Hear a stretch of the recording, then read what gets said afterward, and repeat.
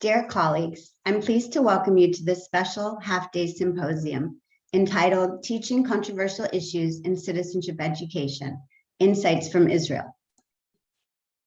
I am Rebecca Goldberg, Executive Director of the Helen Diller Institute for Jewish Law and Israel Studies. The Helen Diller Institute is dedicated to several initiatives at UC Berkeley, including bringing Israeli visiting faculty and scholars to teach courses on campus, conduct research, and engage in fruitful intellectual conversations and projects with Berkeley academic colleagues and students. So too, the Helen Diller Institute is committed to creating academic programs, lectures, and symposia on relevant topics and issues of the day that engage with Israel studies and/or Jewish law, thought, and identity, often in collaboration with other units on campus. This symposium builds on both of these commitments, drawing heavily on the expertise of visiting faculty and scholars with us this year, and on a unique collaboration with the Graduate School of Education at the University of California, Berkeley. This symposium also stems from overlapping interests in citizenship education, both in Israel and in the US, and the parallel question of how to hold controversial conversations in the classroom and in the public square.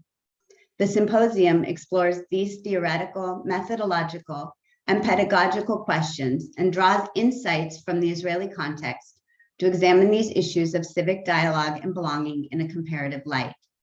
I am pleased that you have joined us virtually today to learn from leading scholars in law and education. Before we get started, a few housekeeping issues. This symposium provides up to 3 MCLE credits. We will put the MCLE sign-up form in the chat, as well as the link to our symposium page, where you can find further MCLE-related resources and materials. We will add the link a few times as people join. Also, I want to note that the symposium is broken into 2 parts, with a short break in between. We hope you will stay with us for the full symposium. Throughout the symposium, please share your questions through the Q&A box.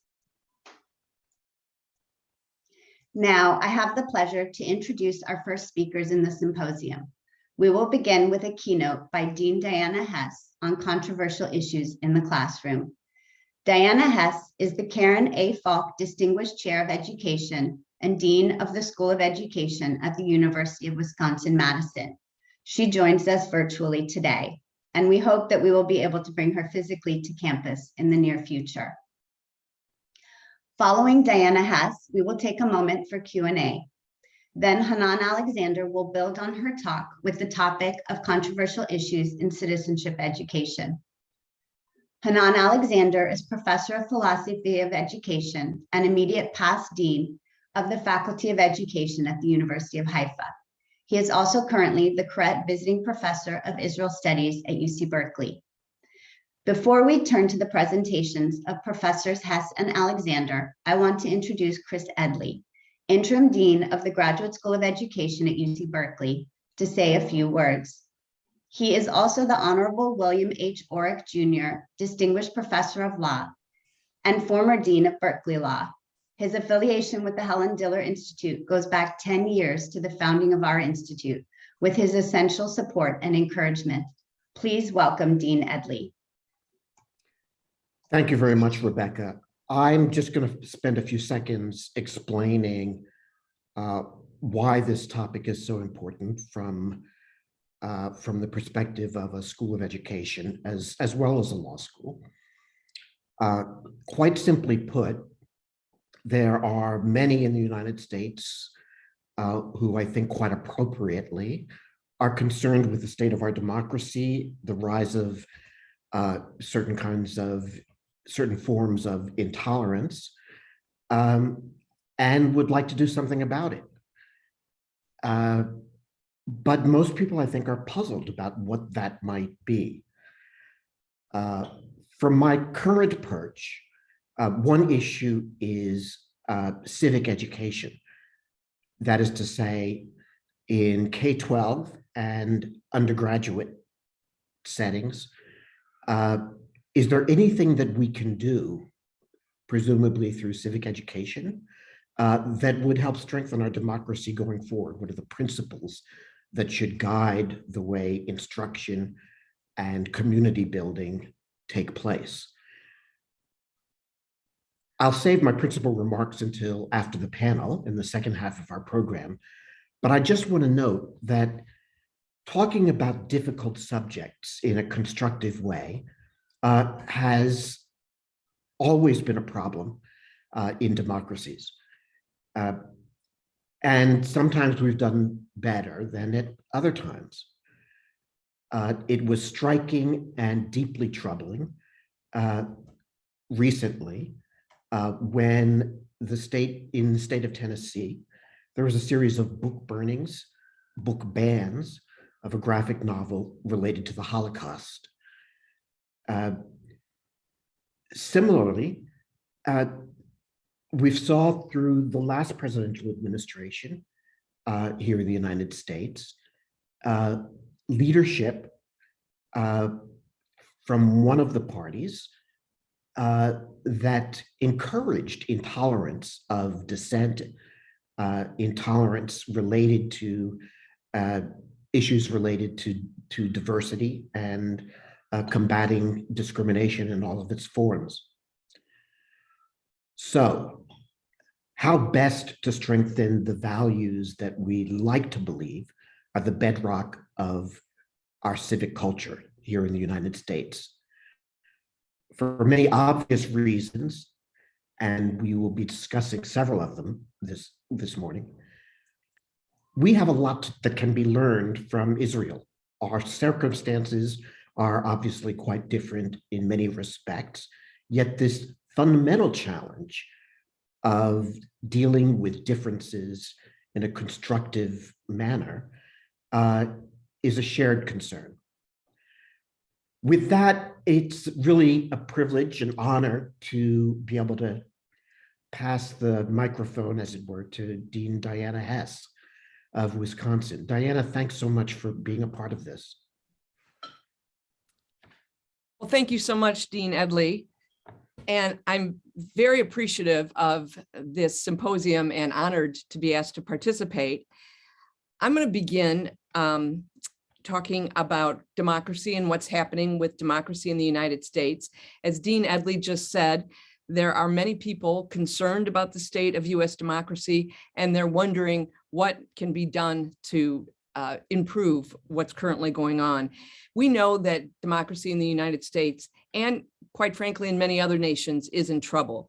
Participation is low, it's uneven and unequal. In the US specifically, the political climate is intensely polarized, which causes levels of social and political trust to be very low. As a consequence, I think it's increasingly difficult to come together to forge solutions to problems which, if left unresolved, have ruinous consequences. There is widespread concern about the state of our democracy. At best, I think we can label it a democracy in distress. Just about a year ago, Freedom House released a report entitled "From Crisis to Reform: A Call to Strengthen America's Battered Democracy." And I'm going to quote directly from the introduction to the report, which identifies 3 enduring problems that have undermined the health of the US political system. First, unequal treatment for people of color. Second, the outsized influence of special interests in politics. And third, partisan polarization. The report comes in response to a decade-long decline in US democracy and is based on the global comparative research of Freedom House. The report concludes that these 3 major problems compound one another. They create a vicious cycle of distrust and dysfunction, and that addressing them with urgency and conviction is crucial to restoring Americans' faith, not just in their government, but also in democracy itself. The most recent edition of Freedom House's annual Freedom in the World report, which was released on March 3rd of last year, found that US democracy score dropped by 3 points due to the events in 2020 for a total decline of 11 points on a 100-point scale over the past decade. In a global context, the US score declines are both remarkable and worrisome. Although the United States remains a free country, at least according to Freedom House, it has left the higher echelons of that category and now ranks alongside states with less robust democratic histories, such as Romania, Croatia, and Panama. Now, it should not be surprising that as the health of the democracy in the United States declines, it becomes much harder for teachers whose job is to help prepare young people to participate politically, to take their place on the political stage, so to speak. About a year ago, a teacher that I know very well, who teaches about 100 miles north of Madison, wrote to me saying how troubled he was about the state of US democracy, and specifically how much more difficult it was to be a high quality civic education teacher than it had been in his 38-year career as an educator.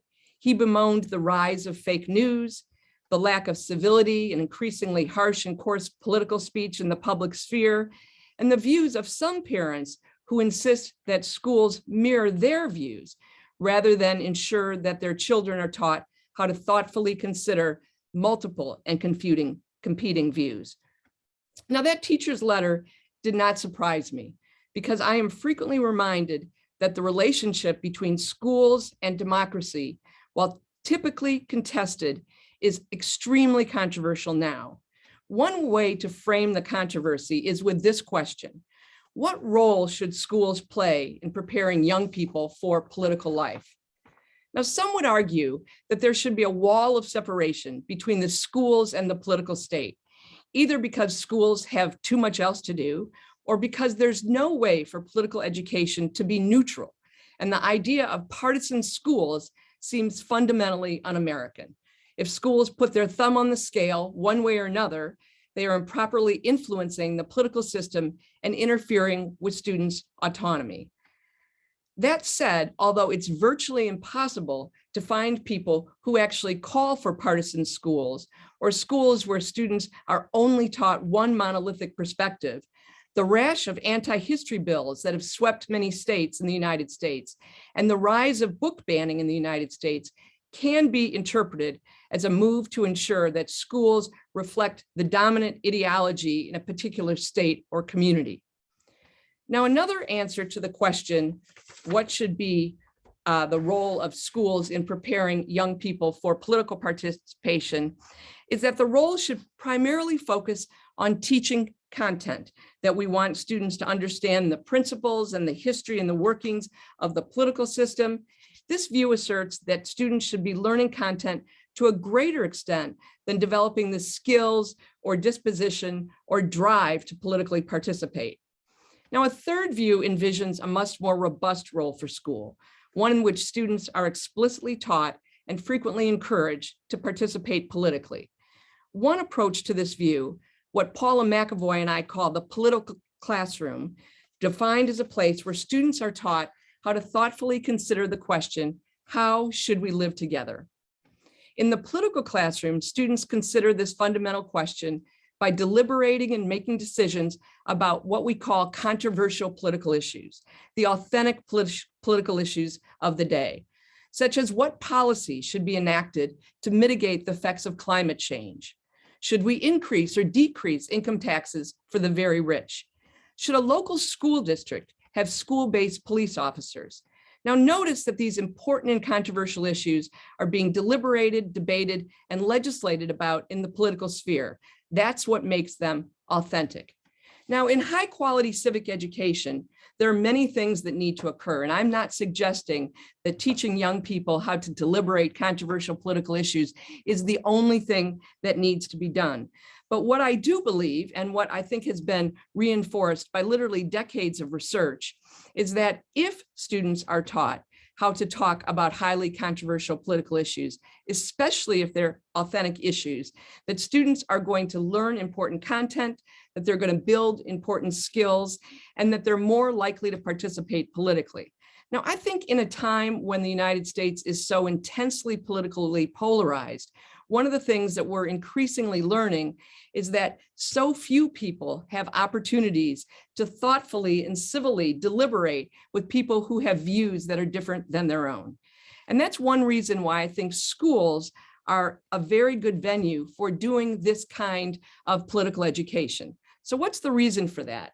Well, one thing we know from research is that even though schools do mirror the political community in which they're housed, for a variety of reasons, schools tend to be more politically diverse than other venues that young people inhabit.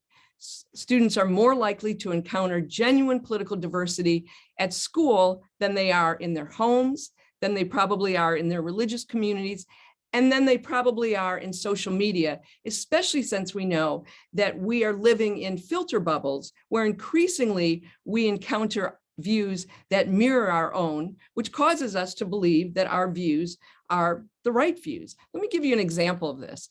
In the study that Paula McAvoy and I did that resulted in the book, The Political Classroom, we were in some classes that were extremely homogenous politically. We were in other classrooms that were extremely heterogeneous politically, and we noticed a lot of differences between what was happening in those classrooms. One thing we noticed, that even in politically heterogeneous classes, if students didn't have an opportunity to talk with one another about serious issues and to hear one another's views, they had a tendency to think that everyone shared their views. Now, this is really not a surprising finding, but it's really a troubling one, because on the one hand, we can say that if schools are more likely to be ideologically heterogeneous than the other venues that students inhabit, they're really great deliberative assets, and we need to take advantage of them. And that's one reason why I think in civic education, we've seen from decades of research that people really focus on not just having students learn content, not just having students listen to people lecture at them, but instead to have students engage in authentic and high quality deliberations.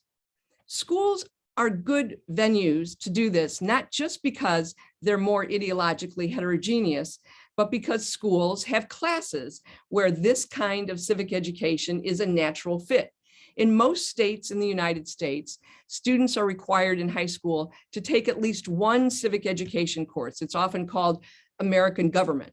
And in that course, there's ample room to teach young people how to learn about the authentic political issues of the day and how to deliberate them with their classmates. Schools also have teachers who either already know how to teach this, which by the way is very challenging, as you can imagine, or are able to learn how to do so. Let me give you one example of a civic education program that focuses on authentic political issues, but has some very unusual aspects that in our research have caused us to think that this is one of the best examples of civic education that we see in contemporary US schools. So in this form of civic education, students in a semester-long government class literally form a quasi-state legislature, and students decide which bills are going to go in the hopper and which bills are going to be deliberated. And they spend the better part of a semester operating like a high quality state legislature. Let me just say that as I watch students in these legislative semester classrooms, I'm often intrigued and impressed by the fact that what they're doing seems more high quality than what I see in a lot of authentic state legislatures. But students take on the role of state legislators. They develop bills that require a deep understanding of political issues. They deliberate in committees and they debate on the floor. Those are activities that demand really clear speaking skills. They demand the ability to listen to views that are different than your own, and the ability to understand that in democracy, you don't always win. Even though I studied this form of political education many, many years ago, every semester, I get letters from the teachers who are engaging in this form of political education. And one of the things that they're impressed by continually is how engaging this form of civic education is for their students. Now, I'm not suggesting that the only way to teach young people how to deliberate controversial political issues is to do a full out legislative semester. I've seen lots of other ways to do this well. But what we have seen is that when teachers spend the time that's necessary to teach young people how to deliberate thoughtfully, especially when they're hearing views that are different than their own, the effects can be quite stunning. Students are more likely to politically participate when they're older. They're more likely to seek out perspectives that are different than their own. They're more likely to be willing to say that it's possible to maintain friendships across ideological difference, which is something, quite frankly, we're not seeing very much of in the authentic political world. So given that a focus on controversial political issues can be an effective form of civic education, one would think that it would be widespread. But one of the things that I've noticed, especially in the last 3 or 4 years, is that the challenges to civic education writ large, but especially the challenges to engaging kids in discussions of authentic political issues, are greater than they have been in the past. One was mentioned by Dean Edley, which is that there is tremendous political polarization in the United States. Now, there always has been political polarization. And quite frankly, democracy depends on political difference. So if we didn't have genuine political difference, we likely wouldn't have a democracy. That said, the degree of political polarization that we have in the United States is troubling. And one thing that's troubling about it is it leads to what political scientists call affective polarization, which means that people are not just saying, well, this person has a different point of view than I have, but they are likely to say there's something wrong with that person because they have a different political perspective than I have. So the rise in affective polarization makes it extremely difficult for people to talk with one another unless they're only talking with people who already agree with them, which just reinforces the notion that their views, by definition, are the right views. I think another challenge to controversial issues teaching is the anti-democratic bills that we are seeing sweeping across state legislatures in the United States. These bills can be characterized as anti-history bills that are trying to control what teachers teach in the classroom. And I think they already are having an absolute chilling effect. I'm getting lots of feedback from teachers who are in states where these bills have become laws, that they are literally afraid to teach the kind of civic education, or the kind of history for that matter, that they have in the past, the kind of civic education that we know from research is high quality and is going to have good effects. A third challenge I alluded to when I said that teaching young people how to engage in discussions of controversial issues is pedagogically difficult. And it even in places where teachers are getting really high quality teacher education before they have their own students, it still is difficult to do this well. So there's a need for teachers to get lots of professional development if they want to learn how to do this. And it's challenging now to find the kind of professional development that's needed. 10 years ago, 20 years ago, there was a lot more professional development in civic education than we see today for a variety of reasons. And so that makes it difficult for teachers to take on something that's pedagogically demanding if they haven't themselves had the professional development they need to learn how to do this wisely and well.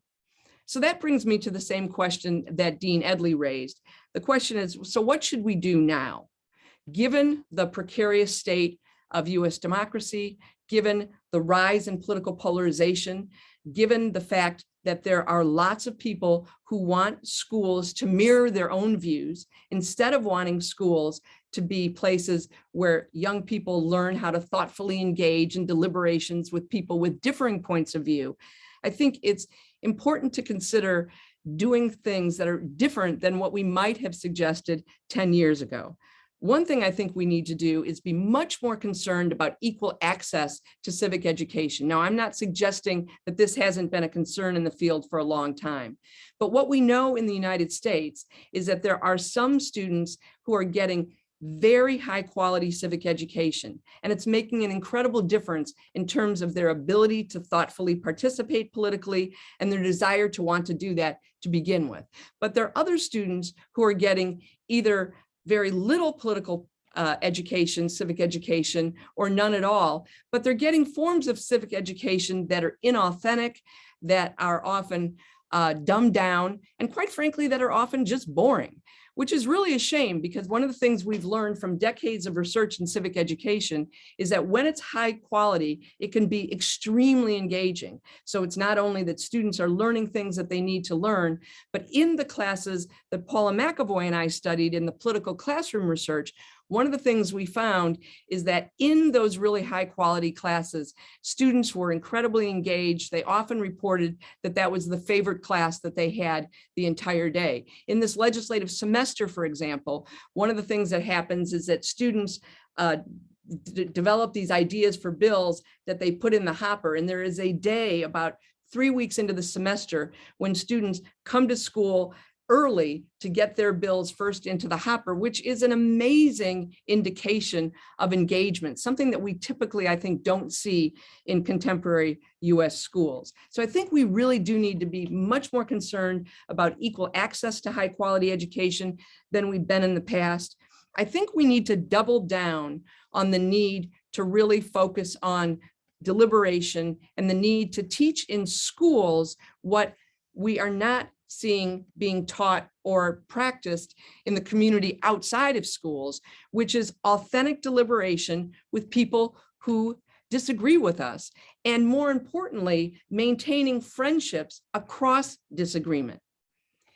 And I think if we double down on that goal, we're much more likely to combat some of the chilling effects of these anti-history bills that we're seeing. I do think it's really important for us to demand of schools what schools we know can do very well, instead of just kowtowing to the views that some people have, that schools should really mirror the dominant views in the community. And I think another thing we really need to do is to support teachers, both teachers who are already doing this work and in many cases are under attack, and teachers who want to do this work and need to be encouraged to do so.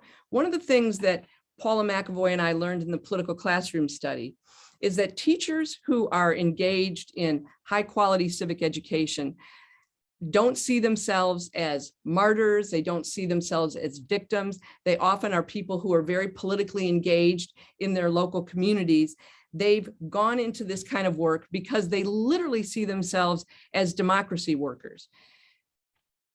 At UW-Madison, before every major election, we have a conference for teachers from across the state. During the pandemic, when we did it, teachers from across the United States participated because it was a virtual conference. And the purpose of the conference is to help teachers learn how to teach during very, very challenging elections, which, as you can imagine, in Wisconsin, which is quite a purple state, we have a lot of. And we know that it's really important to teach about elections. And it's more challenging to do so now than it would have been, I think, 10 or 15 years ago. So this conference is designed to support teachers who are interested in teaching about elections. They learn curriculum materials that have been developed that are really high quality. They learn specific pedagogical approaches and so on and so forth. A couple of conferences ago, we were trying to decide what should we have on the conference t-shirt. This, as you can imagine, is a big challenge for conference organizers. We always want to have nice swag. And we came up with a conference t-shirt that said on the front, "Teach like democracy depends on it."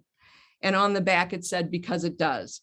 And the teachers, I think, who are engaged in high quality civic education in California, in my state, Wisconsin, and across the United States, really believe that what they're doing is not just helping young people individually learn how to be politically participatory, but what they're doing is trying to build a better democracy than the one that we currently have.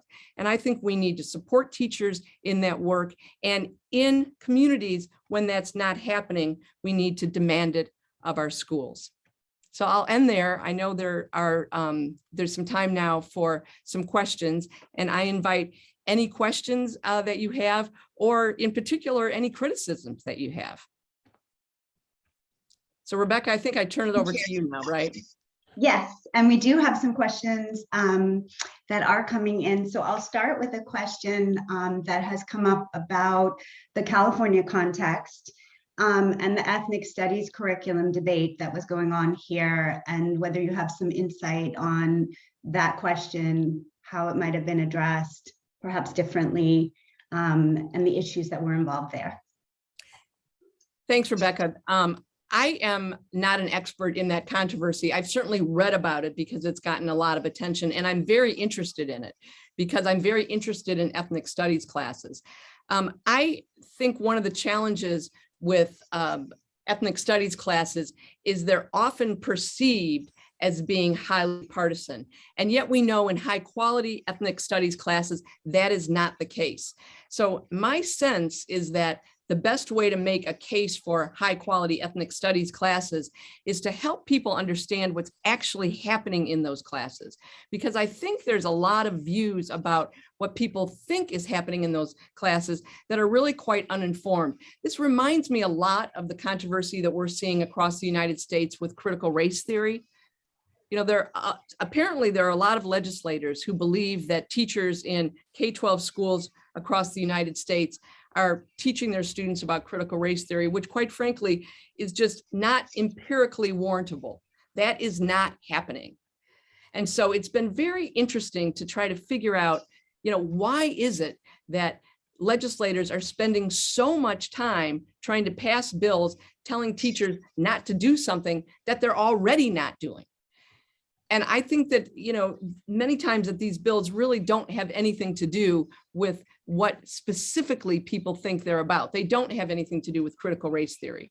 What they do have to do with is wanting to make sure that the curriculum reflects a dominant position that some legislators might believe in. And my hunch is that when people do the history of the ethnic studies debate and the history of the critical race theory debates, that they're going to see a lot of similarities.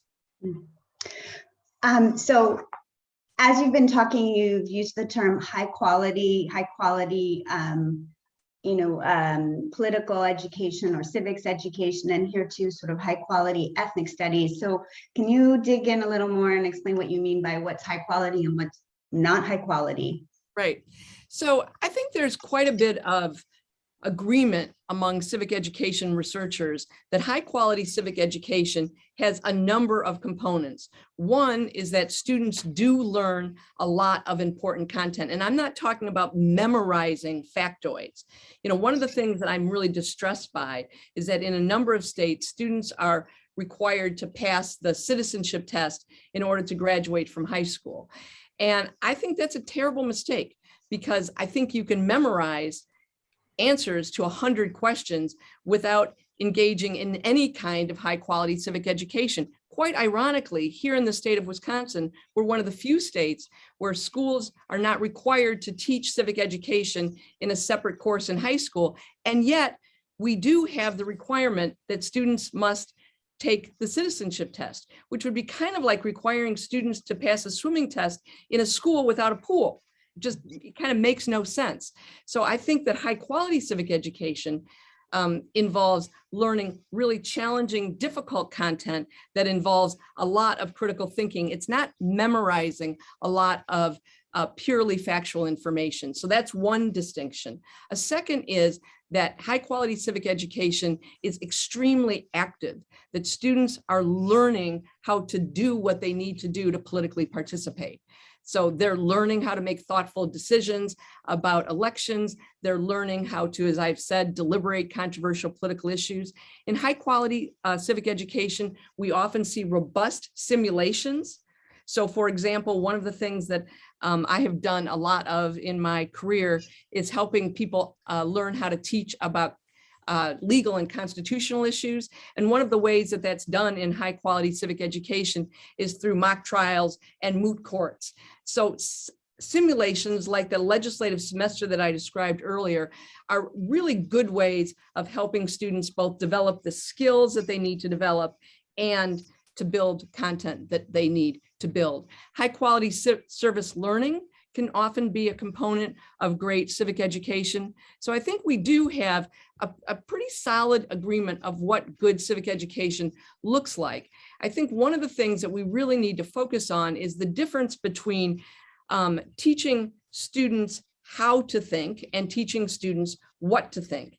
You know, we want schools to be nonpartisan. The notion of having a Republican school or a Democratic school or a green school or whatever, just, I think, sounds strange to us because it seems so antithetical to democracy. So one of the challenges, I would call this the paradox of political education, is we need to teach young people how to politically participate in a very partisan, very polarized environment, but we want to do it in a way that's nonpartisan.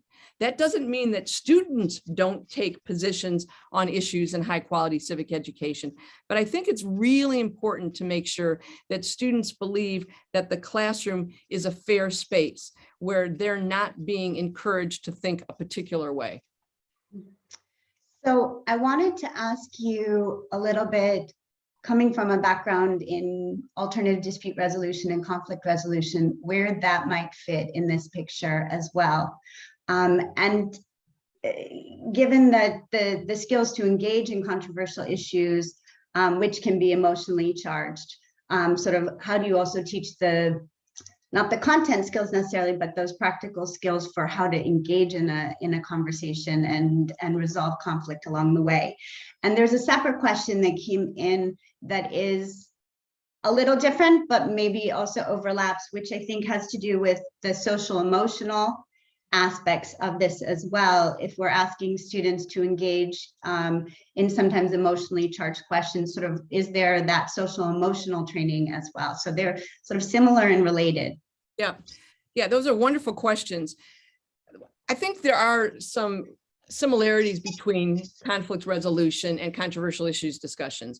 One is that in conflict resolution, you learn how to articulate your point of view, and you learn how to articulate it in a clear way, and you learn how to listen generously to the point of view of others. I think it's impossible to really resolve conflict without those two things occurring. And that's also the case in controversial issues discussions, that you need to learn how to articulate your point of view and the reasons undergirding your point of view, but you also need to learn how to listen carefully to others and how to ask genuine questions of others. And those are skills that can be learned, and they can be learned in school, just like the skills of conflict resolution can be learned, but they need to be taught really deliberately, I guess. And I think it's also important to realize that, young people come into classes with varying skills, that there are some young people who have pretty good deliberative skills already. And there are a lot of young people who've never done that before and need to learn how to do it. That's not only in K-12, by the way. We see this in higher ed all the time. So I think it's really important to both teach with and for discussion, which means that you're teaching with the discussion of controversial issues because you want students to learn about the issues, et cetera, et cetera, et cetera. But you're also teaching for because you want to help people learn how to actually deliberate. And I think that happens in conflict resolution as well, that there's a real focus on helping people develop the skills that they will need, kind of regardless of what the conflict is. With respect to social emotional learning, one of the things that we have seen in the research that we've done is that classrooms need to be viewed as places where students are taken seriously, where their views are taken seriously, and places where they feel safe to actually say what they think. And that's extremely difficult because it's hard to say what you think in an environment that is, politically polarized. And so I think the relationship between social emotional learning and what we see in good civic ed classes is that there's a lot of attention to building community, to building what Danielle Allen would call political friendship, that you're not assuming that people need to agree with one another, but you are assuming that people need to see one another as members, legitimate members of the community, even if they disagree. So I think that when we look at social emotional learning curriculum and its focus on building community, there seems to be a lot of similarities to what I've seen teachers do in great civic education classes. Mm-hmm. So a follow-up question, I think, to that is also, how can we address, as we're providing that learning, how can we address the unequal distribution of power in classroom deliberations between different groups, communities, racial groups, ethnic groups, religious groups, regionally across this country, and how can you then equalize the discussion? So that's another aspect of this sort of high quality sort of education. Right. It's also an aspect of high quality community building, because I think teachers who are really good at this, one of the things they recognize is that students come into the classroom with, all sorts of differences. Some students believe themselves to be more powerful and actually maybe more powerful than other students. And it's really important for classrooms not to reify existing social and political inequalities. And it's possible for classrooms to do that unless specific attention is paid to creating a different kind of community. One of the things that we have found in our research is that there's virtually never high quality spontaneous discussions. Unlike what we see in Hollywood depictions of teaching, that doesn't really occur in real K-12 schools. That spontaneous discussions tend to be discussions with unequal participation. And so one of the things that we've seen is a remedy to that is to make sure that there's a lot of preparation before you have discussion of controversial political issues, because preparation, in fact, can be equalizing. Because I think one of the things that happens with students who feel very powerful is they often feel comfortable speaking regardless of whether or not they've done the preparation. And that, I think, silences other students. Teachers who are good at this are very, very good at helping people learn that it's important to not just talk, but also listen. One of the teachers that I know really well is very good at spotting students early on who are really monopolizing the classroom. And those tend to be students who perceive themselves as very powerful students. And it's really important to teach students how not to do that. Not to just blame them for doing it, because we want students to get better at this in schools than they were when they came in, but to actually teach young people how to learn that that's not high quality participation. Mm-hmm. Relatedly, I was wondering, some of that sort of the legislative semester and other things are at a higher level, right? At high school, maybe even university. And I wondered about the sort of lower grades and what that looks like in terms of building that curriculum. And separately, a question came in about sort of whether you see this kind of civic education as part of a sort of national unified program or left to the discretion of different districts to implement. Yeah. I think they're both great questions. The research on civic education with younger students actually shows that some of the things that work well with older students work well with younger students as well. They are different, clearly. The kinds of issues that would be talked about tend to be very different. But in like really great fourth grade classrooms where young people are engaging in civic education, you'll see them talking a lot. They won't just be listening. There's lots of great simulations. There's a really interesting documentary film that came out about 10 years ago called Electoral Dysfunction. And in it, it's got a group of, I believe, second graders who are engaging in a simulation to learn about the Electoral College. And when the filmmakers were telling me about this, I thought, this is crazy. I can't imagine teaching the Electoral College to second graders. When I was a high school teacher, I struggled teaching it to seniors. But this brilliant teacher had figured out this like wonderful simulation that really, got at the kind of underlying principles and the principles in conflict that we see in the Electoral College. So I think there are, there's examples of really high quality civic education with younger children. The Center for Civic Education, which is a nonprofit based in California, they were leaders in developing civic education materials for elementary school. And some of those materials, I think, are still among the very best that have been produced. And Rebecca, remind me, what was the second question? First one was about younger children, and the second one was? Yeah, about sort of in thinking about civic education and political education, whether it's at the national. Yeah. Well, I think in the United States, we're never going to see a national civic education curriculum.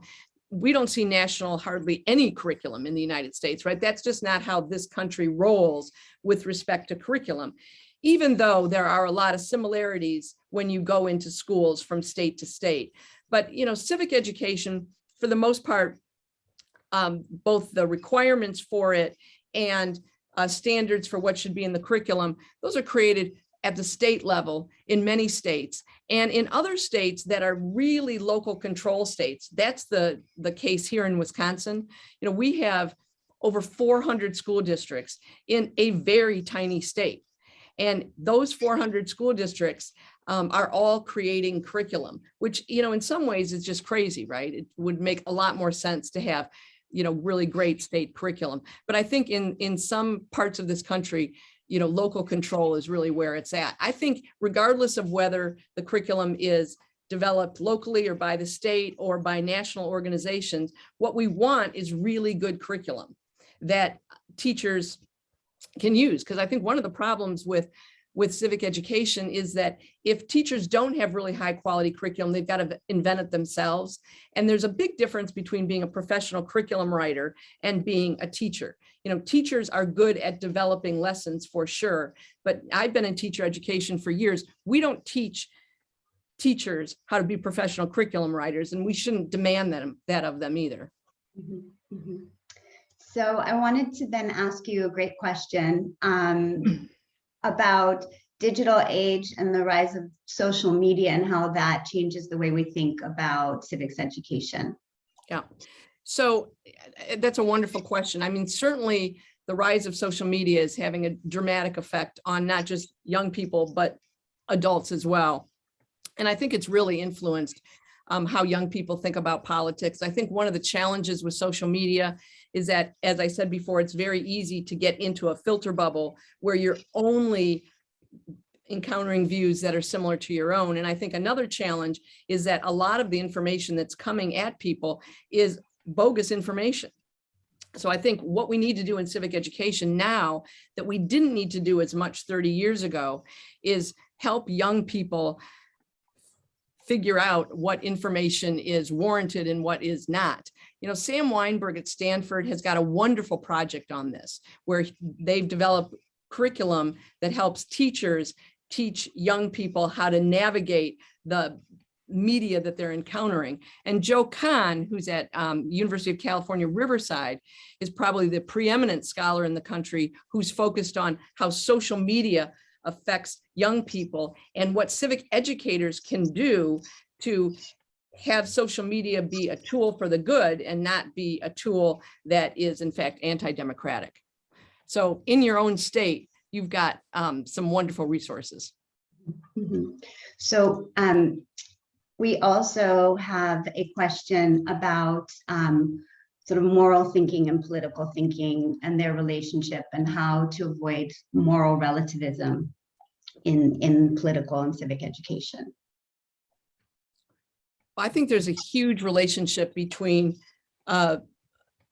philosophy, between thinking about values and tensions among and between values and what happens in civic education. I think it would be impossible to have a good civic education curriculum that wasn't looking at fundamental tensions among and between values that we hold dear or should hold dear.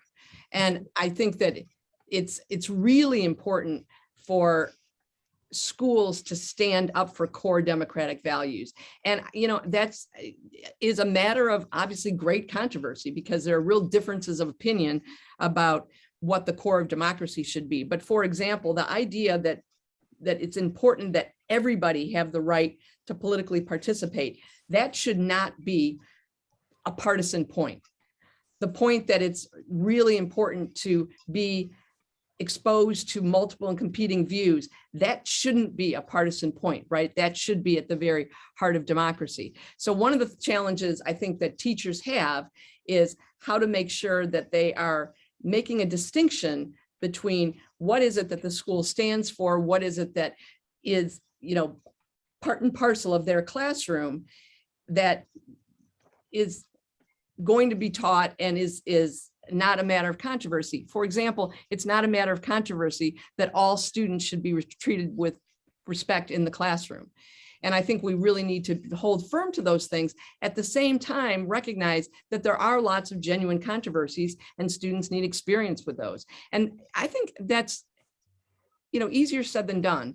But one of the things that I was heartened by when I was in schools all over the place for the political classroom research is that experienced teachers have figured out how to do this, which is one reason why we want to keep experienced teachers in the classroom, because less experienced teachers can learn from them. So one of the things we should be concerned about, not just in civic education, but in education broadly in the United States, is that we have teachers leaving the profession after 2 or 3 years of teaching.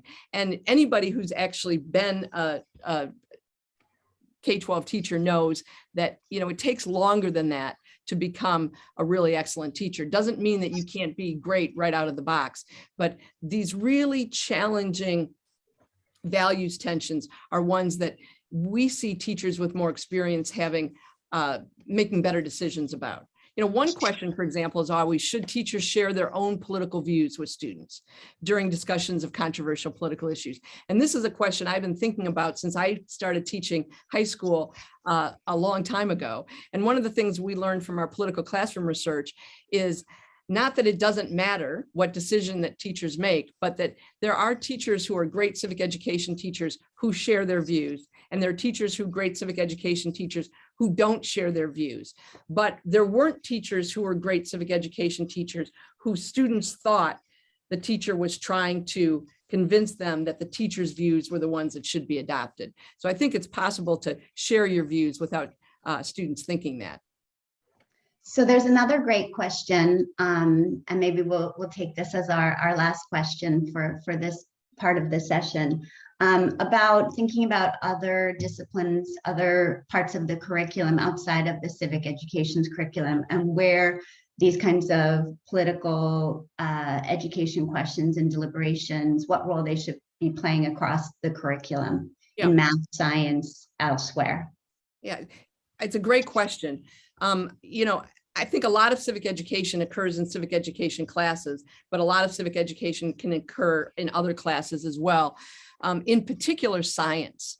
If you look at the most recent national voluntary standards for science teaching and learning, there's a real focus on helping students talk about controversial issues that are deeply grounded in science. And we know there are many of them. So one of the things that I'm seeing in my own work, when I do professional development in school districts on controversial issues, I will often have as many science teachers and a lot of English language arts teachers, especially those teachers who are, deliberately trying to create a curriculum in which students are improving their speaking skills. So I don't think it's something that only belongs in civic classes.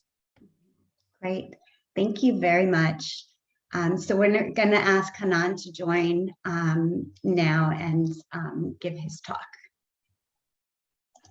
Well, thank you, Rebecca and Diana. Thank you for that wonderful presentation and for being with us. And thanks to the Diller Center for organizing this wonderful symposium. What I'd like to do in my talk is provide a bit of a philosophical framework for thinking about the sort of deliberation that Diana spoke about. We're talking about citizenship education broadly, both in the way in which it happens in specific classrooms, and the way in which it happens across the curriculum, and the way in which the whole school system, in some sense, can serve as a vehicle for citizenship education. That is to say, the education of political actors in the societies in which people reside. So in thinking about the aims and the subject matter and the kinds of pedagogies that would be useful from the sort of perspective that I bring, which is a philosophical perspective, one of the most important questions is how we conceive of the nature of what it means to be a citizen. And on this, in political theory, there are three very broad kinds of answers, and I want to say a little bit about each one and how perhaps we might be able to combine them in order to think about a theory that might be useful in order to create the possibility of the kind of deliberation that Diana was talking about. In this sense, I have in mind that wonderful line by the social psychologist Kurt Lewin that there's nothing so practical as a good theory? How can we sort of organize our thinking about this in order to accomplish this sort of deliberation, which is the kind of education, I guess, that we require if we want to live together in a society with people with whom we disagree. If you want to live in a society where everybody sort of thinks alike or has the same way of living, then perhaps this sort of deliberation is not quite so important. But if you value living together in a society that is diverse, that has people from different backgrounds and different points of view, this sort of deliberation becomes sort of a crucial educational task. So the three broad theories I'd like to speak of, which are quite well known, republicanism, not in the sense of the Republican Party, but in the sense of a political theory. Liberalism, also not in the sense of a political persuasion, but also from the point of view of a political theory or a philosophical philosophy of politics, and critical social theory.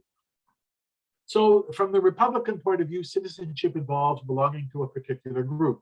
That group might be defined in terms of one's vision of how one ought to live. Sometimes that's called an ethical vision, or perhaps a theological point of view. A theocracy, a society that's organized around a particular kind of religious position, would be a kind of a Republican society in this sense of the term Republican. But also belonging to the group might involve being a member of a particular nationality or a particular culture or a particular ethnicity or even a particular race. So that citizenship is defined by membership in the group, and the key question is who's in and who's out. Much of the kinds of issues that both Dean Edley and Dean Hess mentioned in their talks that can sometimes be problematic from a democratic point of view has to do with these questions of who's inside and who's outside the republic that we're speaking about. And this brings us to the second kind of orientation, which draws on liberal political theory, in particular a political theory in which the core issue has to do with protecting the rights of individuals to choose the way of life. That is to say, to protecting the rights of individuals to choose where they want to belong. Do they want to adhere to this particular ethical theory or be a member of that particular religious tradition? And if they do want to be a member of that religious tradition, what interpretation of that religious tradition would they seek to identify with? Or so too, did they see themselves as part of this national identity or some other national identity, or this cultural identity or some other cultural identity? And the liberal view protects the rights of individuals to choose doing so, rather than determining that by the way in which the state determines who's in and who's out. And this too can be divided up sort of into two groups. The broad sort of comprehensive liberal view sees in particular the importance of procedural justice. That is to say that procedures should be defined in the society in such a way that people have the right to choose, that the rules and laws and procedures that are followed by agencies and by governments and so on should be equally designed so as to serve different groups in the same way, so that people would be able to protect those rights. But a second view is a view that actually focuses on the pluralism itself, sometimes called diversity liberalism, which sees the liberal state not necessarily as a community of individuals, but rather as communities of communities, grounded in this idea of value pluralism. The famous British philosopher Isaiah Berlin is well associated with this particular view, that we should be focused not only on the rights of individuals, but also the rights of communities in order to assert their own particular points of view. And according to the liberal view, the idea of citizenship is not actually about being a member of a particular group, but it's a fundamental right. The right of individuals to choose how they want to affiliate is the fundamental right that needs to be protected by the liberal state. So you can see that there's a bit of a tension between the Republican view and the liberal view. And the way in which one might conceive of citizenship education according to one might be very different from the way in which one would conceive of citizenship education according to the other. And then, of course, there is a rich body of literature from critical social theory, Marxism, neo-Marxism, postmodernism, postcolonialism, and of late, a really important work on critical race theory that Dean has mentioned. And that too is brought to bear in thinking about the nature of of citizenship. And here too, we might distinguish between two sorts of groups. The big question of critical social theory has to do with the equalization of power, or the way in which power can affect how we conceive the nature of the role of the group, or the nature of the role of individual, and particular hidden power relations relating to class, or to race, or to gender, or to sexual orientation. And so the critical perspective, as it were, brings out, you might call it a negative, not in the derogatory sense of negative, but in a sort of counter point of view to the Republican and liberal views, in order to try and highlight some of the difficulties that might arise from one or the other perspective. And here too, you might distinguish between two very broad kinds of critical perspectives. One sometimes called a modernist perspective that believes in the absolute possibility of distributive justice, that we can actually achieve an equal society. The communist states established by the Bolsheviks in the Soviet republics, for example, or the current People's Republic of China, draws upon critical social theory, Marxism in particular, in order to try and create a utopian state that has equality, at least according to the control over the means of protection. But then there's a view that actually we can never fully achieve that sort of equality, because power is inherent in everything that we do, that all human relations involve one form of power or another. So the most that we can do is become more aware, more sensitive to the ways in which we adjudicate power, and try and adjust our power relations accordingly. Sometimes that's called a postmodern view. So the way in which we think about civic education or citizenship education would be different in each of these different political theories, Republican or liberal or critical. But the thing I'd like now to add is to see how we might be able to draw these together into some sort of common way of thinking, because at least the two main cases that we're considering in this symposium, the United States and the State of Israel, both of those states see themselves as a kind of liberal republic. Each of them conceives the republicanism slightly differently. Israel conceives of itself as a Jewish state, and what that means is can be thought of by others problematic, but with a liberal framework in which people have the rights of choice. So it's a liberal republicanism. So to the American state sees itself as a republic. That is to say, there is a people, we the people, in order to form a more perfect union. And the question is, how do we define who those people are that form the more perfect union? And the forming of that more perfect union, of course, is the task of liberal political theory. So that these two cases sort of bring together liberalism and republicanism, and oftentimes the critical social theory, in particular critical race theory, that now has been brought to bear in thinking about the formation of citizens in these societies, in part is designed in order to try and highlight or draw attention to the power difficulties, the power inequities that sometimes are brought about by thinking, for example, of Israel as a Jewish state in relation to Palestinian citizens of Israel, or thinking of the United States as a Christian state, or some sort of white supremacist state, or some other kind of very clearly defined republicanism. And here I think there are a few distinctions that might help us sort of think about the way in which we might combine some of these issues in order to produce the sort of deliberation that Diana has been talking about, and that I suggested at the outset of my remarks is a desideratum in a society in which people disagree with one another. And the first might be a distinction Michael Walzer, in a wonderful little book called Thick and Thin, the political philosopher from Princeton, distinguishes between thicker republicanism and thinner republicanism. Thicker republicanism being sort of a view in which it's sort of decided what the group is. That thick republicanism might be the sort of theocracy one has in Iran, for example, or an ultra-Orthodox religious point of view, but it also might be a particular closed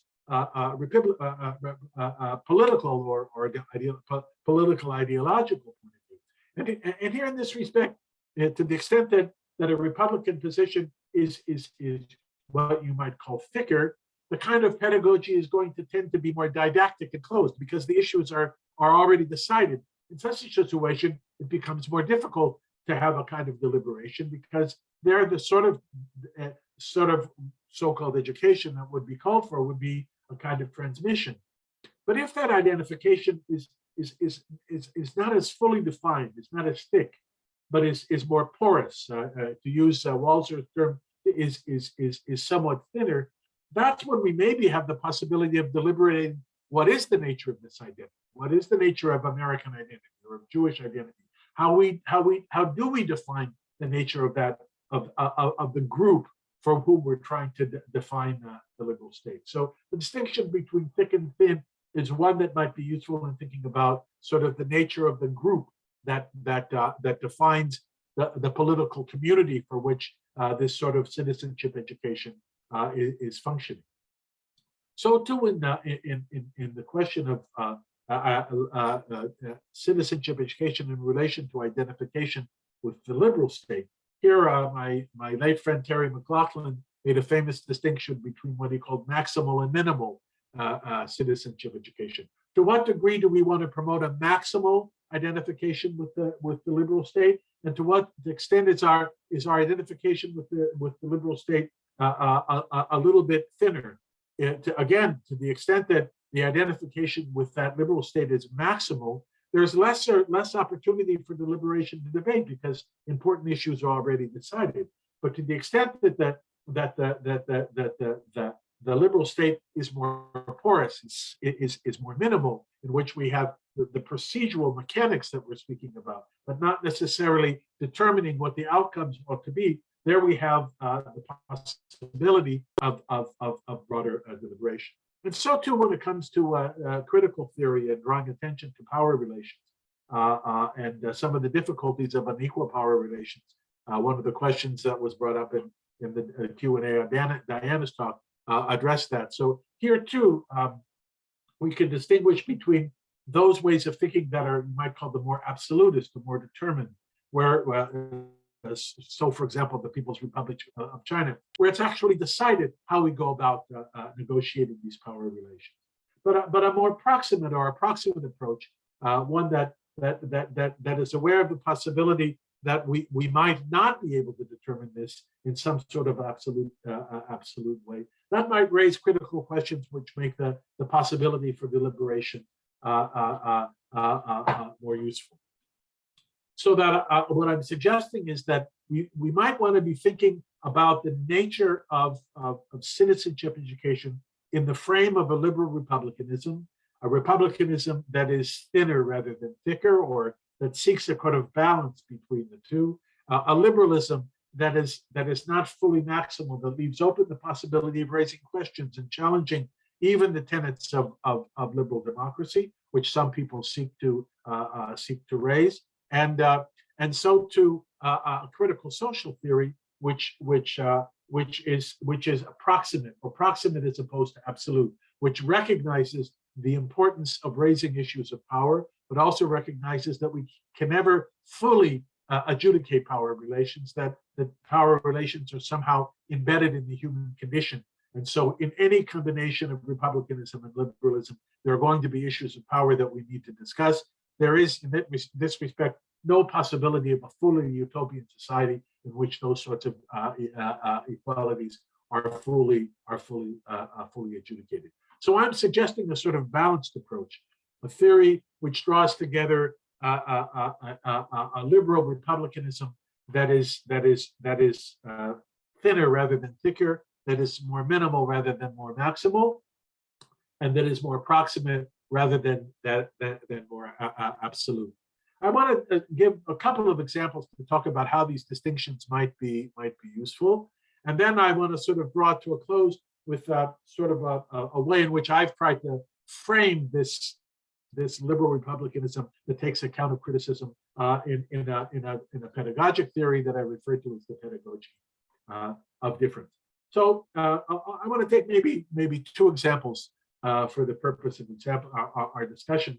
One actually, Dean Edley referred to the first part of that in the decision by one of the school districts in Tennessee to ban a particular children's book that was designed for teaching the Holocaust, in part because apparently some of the illustrations had nudity in them, and they argued at least that this was inappropriate. This, as many of you are aware, brought a large public discussion on the television program The View, in which the comedian and commentator Whoopi Goldberg made this comment that the Holocaust is not about race. And this brought a very strong reaction from a variety of different circles, including experts on the Holocaust and leaders from the Jewish community, who commented that, of course, according to the Nazis, the Jews are an inferior race.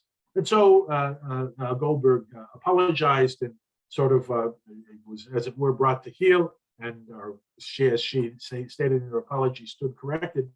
But it's interesting to think about how we might go about deliberating such a question in the sort of dynamic, deliberative classroom that Professor Hess's work on political education describes. Because, of course, if it's a settled issue that the Holocaust is in fact about race, what is there to deliberate? And here I want to suggest that this more middle of the road point of view allows us the possibility of raising some hard questions, and hard questions that look at a variety of sides of the issue. I mean, what, for example, does it say about how about Goldberg and perhaps other like-minded folks conceive of the nature of race and the role of race in discussions to say something like the Holocaust is not about race? How does that relate to the racialization of American society and the role of Jews conceived of as a religion, as a nationality, as a race, as a case study that might be discussed? To what degree, perhaps, can we develop the possibility of a deliberation on this issue that would allow us to explore the issue of race as it's currently been discussed, and as it's currently being discussed, from the point of view of a republicanism that defines itself primarily for a form of white Anglo-Saxon Protestants, as is simply talked about in the American context, or from the point of view of whether Jews are a race or not a race. How does that affect the possibility of our discussion? So too, how does one make choices in regard to this? What sort of choices, racial issues, are they attendant to choice? Are they not attendant to choice? Races are delivered to us. There's something that's at work predefined. I bring this up because it seems to me that this is a kind of case that allows us to deliberate hard issues, and from a variety of perspectives, raising questions both about the nature of the group that defines the citizenship into the political community into which we seek initiation, the kinds of procedures, the kinds of liberal choices that we think should be available in such a group, and what's the sort of criticism that we should bring to bear, and how might we raise questions even about the kinds of critical issues that we bring to bear. So that's an example that we might consider from an American context. Let me bring up another, again, very controversial issue from the Israeli context. Last year, in one of the leading high schools in Israel, the Reali School, the principal in a symposium that the students put together on human rights, allowed the presentation from an organization called B'Tselem, which is a human rights organization. The word B'Tselem in Hebrew means in the image, the idea that all human beings are created in the image of God. And B'Tselem had taken a position recently taken by Amnesty International that Israel can be categorized as an apartheid state, something that's very controversial and provokes anger among other populations. The foreign minister of Israel, Yair Lapid, went so far as to call that claim a claim that's layered with some form of anti-Semitism. So a very, very controversial claim. The principal took the position that it should be deliberated in the school. This is a controversial issue. It should be deliberated. The Minister of Education took the position that the principal shouldn't have allowed that deliberation and called the principal to question. And there was a huge debate within Israel, both political circles and education circles, about whether the issue should be deliberated, whether we should even be allowed to raise the issue. And this, again, has to do with how we conceive of the nature of this liberal republic. Is it a closed issue? Who is in and who is out in the idea of Israel as a Jewish state? Or is it, should our thinking about that be open to the possibility of deliberation and debate, and in what ways might we be able to debate that? What choices are possible? How might we be able to deliberate such an issue, including raising the possibility that such a claim might actually have historical roots to anti-Semitism? One of the claims about apartheid that associates it with anti-Semitism goes all the way back to the Hebrew Bible. A famous statement in the Hebrew Bible, Am levadad yishkon u'v'goyim lo yitchashav, that the Jewish people, as find, lives alone and doesn't want to deal with other nations. This became an anti-Semitic theme through the course of history. Is this claim similar to that claim or different to that claim? How might that be deliberated? Again, if we have too closed a conception of the group, too maximal a conception of choice, or too narrow a conception of criticism, we close the possibility of those sorts of deliberation. But when we open up the possibility of thinking about who is a potential part of this group, and how do we conceive the nature of this group? How is the complexity of this republic that we seek to establish? What are the nature of the procedures that we might want to establish, and how do we deliberate those sorts of procedures? And what are the possible power relations that might continue in discussing those procedures?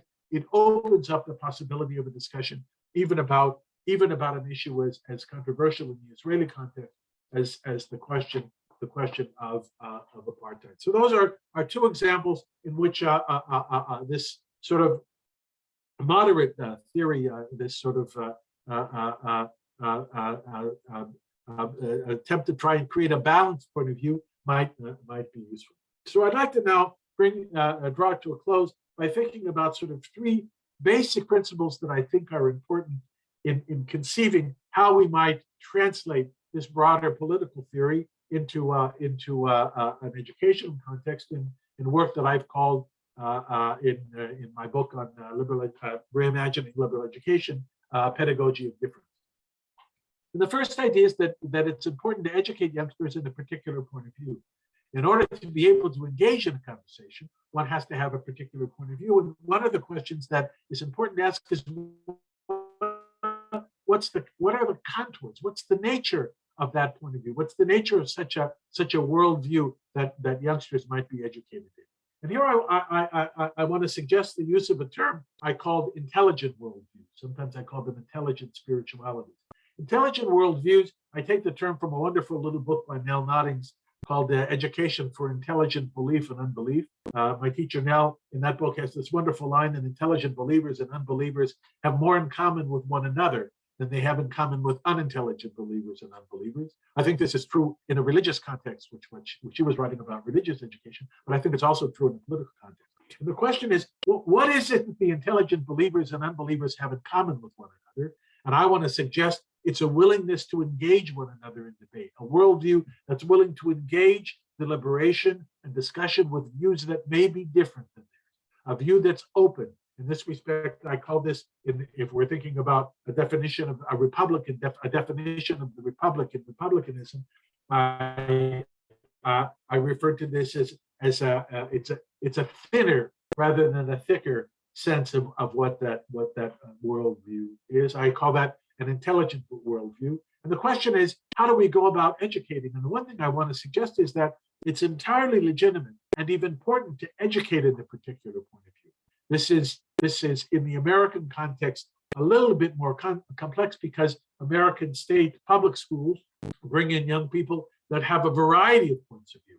And so the second point I want to make the third point I'm going to make about pedagogy of difference is a little bit easier. But in the Israeli context, we actually have different streams. We have a stream that serves primarily a population of secular humanist Jewish students, one that serves a population of Orthodox Jewish students who are a kind of modern Orthodox or more moderate form of Orthodoxy, and we have Arabic-speaking schools for Muslims, Christians, and Druze students. So there are streams of education that I want to suggest have the possibility of educating for a particular point of view. But if we, here I draw on a wonderful insight from one of my favorite philosophers of education, Thomas Green, in a book called Voices, the Educational Formation of Conscience. He says, in a place where nothing is sacred, where absolutely nothing is sacred, moral education cannot gain a foothold.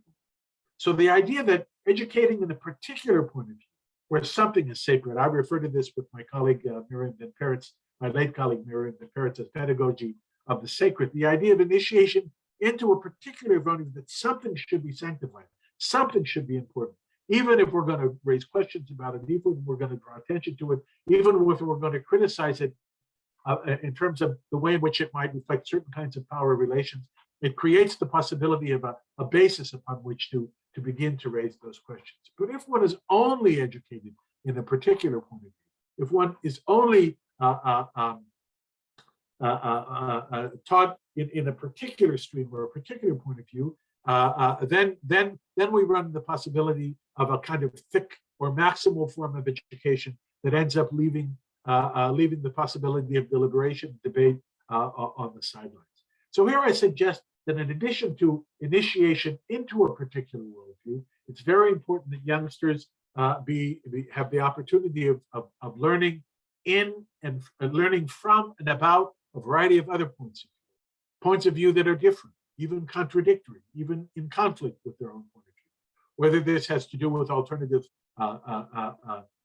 political ideologies or political positions. One of the issues very talked about in American politics a great deal is the question of abortion. And from the liberal point of view, Roe versus Wade, of course, this should be the choice of the woman. But there are also religious perspectives that offer an alternative point of view.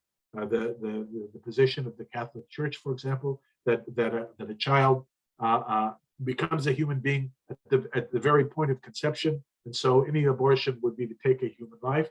This is an issue that one needs to think about and consider, and to if one comes or is initiated into a liberal point of view, to consider the position of the Catholic Church, and alternatively, if one comes from the position of the Catholic Church, to consider the possibility from a liberal point of view. So this is to learn about alternative perspectives, but also it's also important to learn from alternative points of view, views that are different from one's own. So it's possible, for example, one example I use of this, I worked for a long time in the field of Jewish education, and then I became the editor of the Journal of Religious Education, which is populated primarily by Protestant Christians. And there I learned a great deal about a religious tradition that was other than my own, the concern for suffering and the way in which the image of Jesus of Nazareth suffering on the cross became an important theme in this religious tradition. And this is something that I can learn from. Even though I may not adopt that point of view, I can learn from that point of view.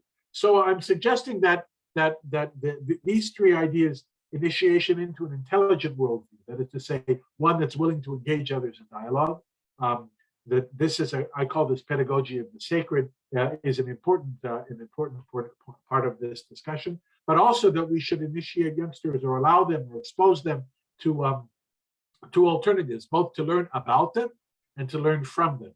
And the creation of this kind of dialogical perspective makes it possible to have a deliberation about the kind of controversial issues that Dean Hess was talking about, or that I mentioned in the two examples that I talked about from Whoopi Goldberg's statement, or the question of whether we should deliberate the idea of apartheid in an Israeli high school. So with that, I'll stop, and I'm happy to discuss whatever questions come about. Thank you. And I'm going to ask Diana to join us again too. That would be great. So where I hear some overlap between your talks, at least there are many overlaps, but the initial thought I had related to this notion of identity and community building. and the nature of sort of defining the identity in the community, and how that might be similar or different in the US and Israeli educational contexts. Particularly, Hanan, you spoke about these different streams in the context of Israeli education, in which perhaps there's not one, but several different community building projects happening. And maybe that's also the case in the US. I'd love you to talk about that too. But just thinking about the nature of identity and community building, both outside the schools, but most particularly within the educational systems of both Israel and the US. So I would say that in one way that these educational systems are kind of mirror images one of the other. One, the Israeli system, because it's divided into streams, has to be used by term, a high quality pedagogy of the sacred, initiation into an intelligent worldview that's prepared to engage others in dialogue. That's not to say that it usually necessarily happens that way. That oftentimes the secular school in the Israeli system has a sort of closed worldview that's not necessarily prepared to entertain. And in the example that I gave, there was a huge outcry for a school system also might be closed, so to the Arab school system. But if it's done well, it creates the possibility of initiating into a particular point of view that's engaged and prepared to engage the other in dialogue. What Diana described in the American public context is what I talked about for I call pedagogy of difference, the ability and willingness to engage perspectives and points of view that might be different than from one's own.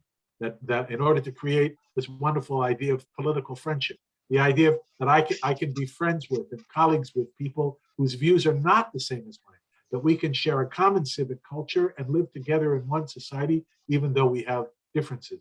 In principle, the American public school should be, in my view, an example, a beacon of that kind of deliberation. Although the difficulty in the American context is where the points of view come from and how are those points of view developed and educated, again, in high quality education that doesn't create a republicanism that's too closed, or a liberalism that's too maximal, or a criticism that's too focused on one final outcome, so it doesn't leave the possibility of disagreement or deliberation. So we have sort of mirror images, and I don't know exactly how to combine them together, but some way of bringing them together would be bringing those models together, would seem to me to be a useful exercise to think about. Diana, do you want to? Yeah. I've been taking notes so frantically. That was a terrific talk. Thank you so much. I agree that there's certainly, huge differences between schools in the United States and schools in Israel for all the reasons that you mentioned. That said, one of the challenges in the United States, I think now, is that schools are increasingly segregated.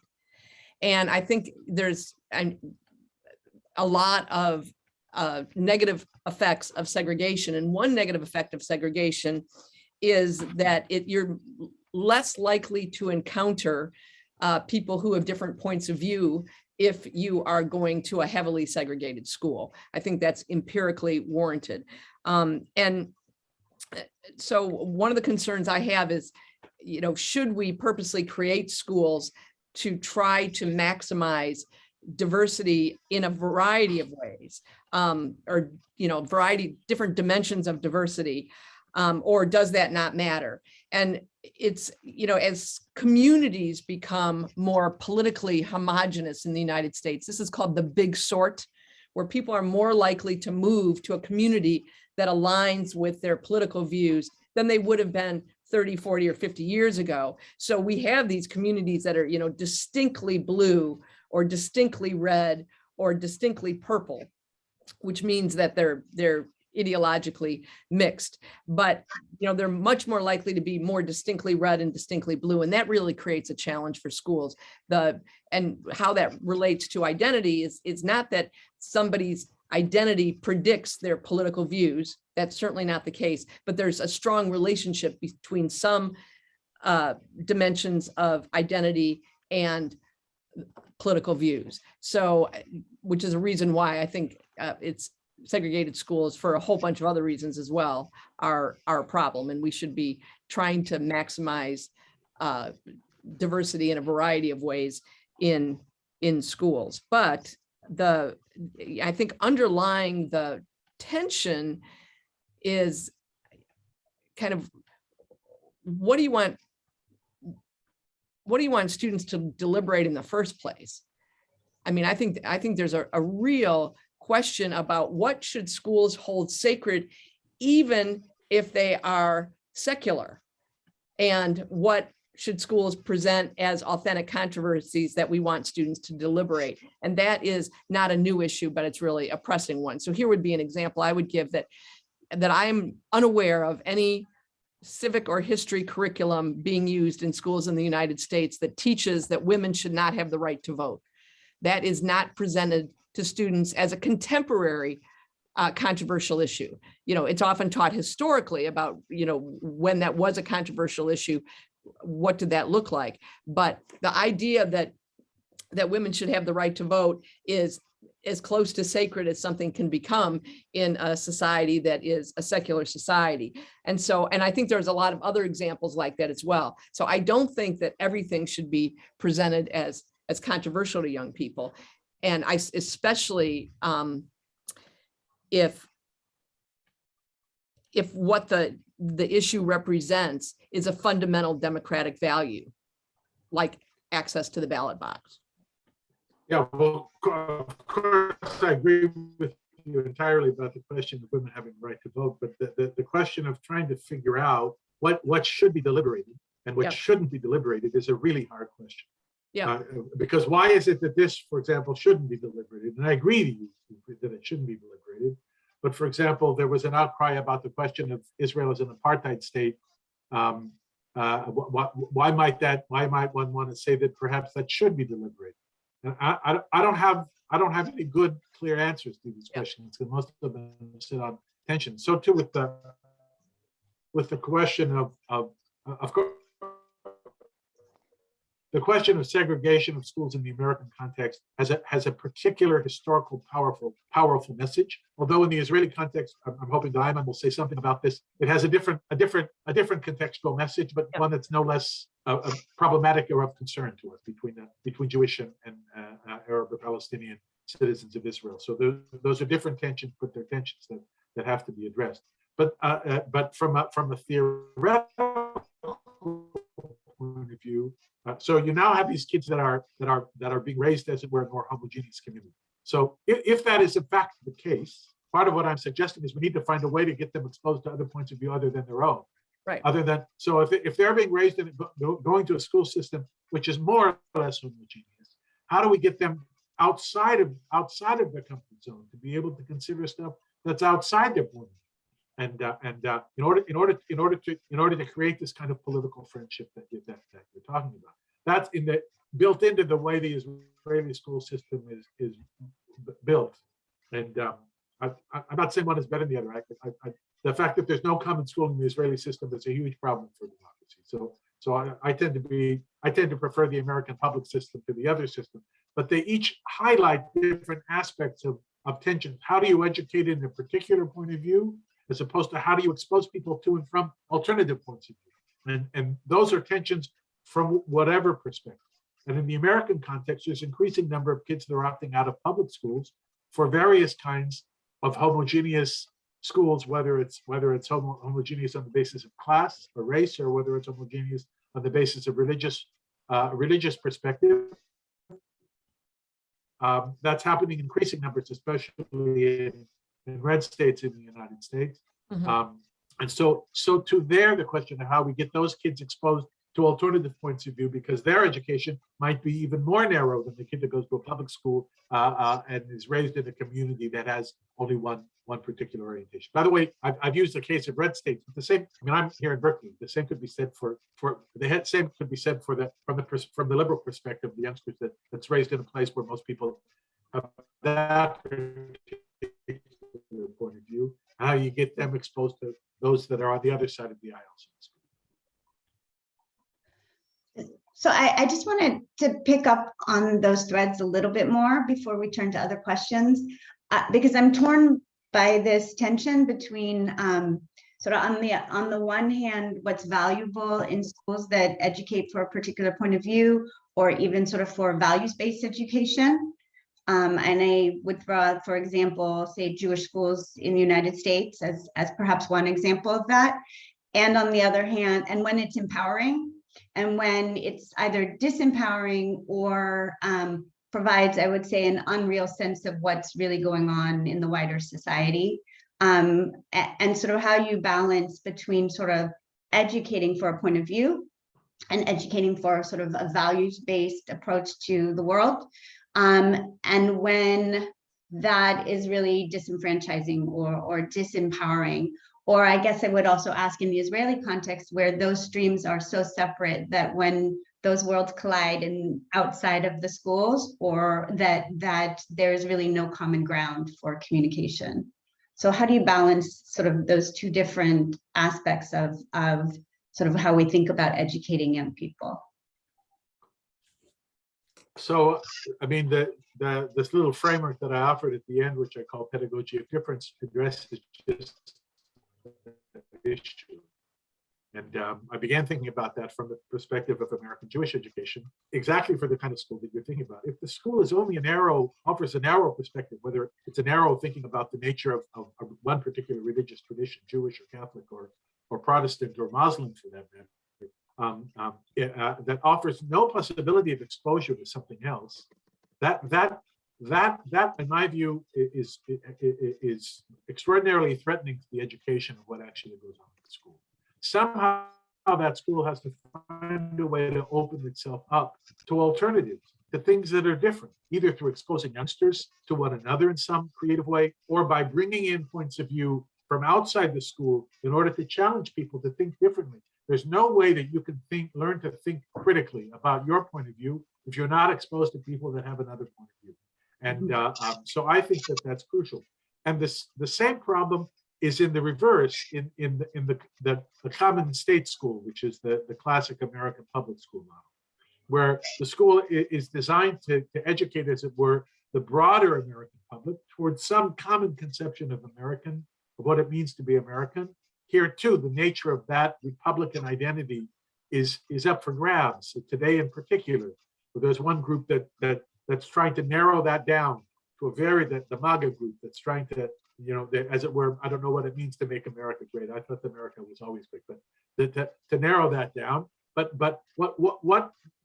what counts when you have a variety of points of view, in the kinds of classrooms that Diana's described, done well, it's extraordinarily possible to expose students to one another and to alternative points of view, which is wonderfully educating. But where do students bring the perspective that they come from? Where does that come from in the structure of the educational process? That's a harder thing to think about. So each one of these are different sides of a dilemma, and I don't think there's any perfect solution.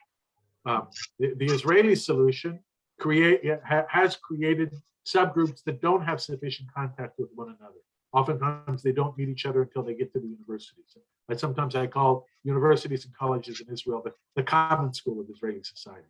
Mm-hmm. Now, in my view, that's too late. In my view, that's too late, because you can't create this kind of common political friendship that Diane has been talking about in those circumstances. So I'm not advocating that. But I think that creative educational thinking, institutional thinking, is required in order to seek the kinds of balances, at least that I think are necessary in order to produce the deliberation that Diane is talking about. Because deliberation is not possible if people don't come with well-informed points of view. How do we help youngsters to develop those well-informed points of view? It seems to me that's one of our primary challenges as educators. Right. So I think one question here is, what do you do when you're in a relatively homogeneous school or classroom to help students learn how to engage with authentic disagreement. And I guess in our research, we saw a couple things. One is that even in classes that appeared to be incredibly homogeneous, there was always difference. And there were always issues that would divide. They wouldn't divide in a terrible way, but for which students would have differing points of view. You know, they didn't agree about everything. So one example was we were in one school where all the students agreed that a woman should have a constitutional right to an abortion. And they were very supportive of the framework established in Roe, but they disagreed about whether or not this is how they characterized it, whether or not the father should have a say in the decision. And it was incredibly interesting.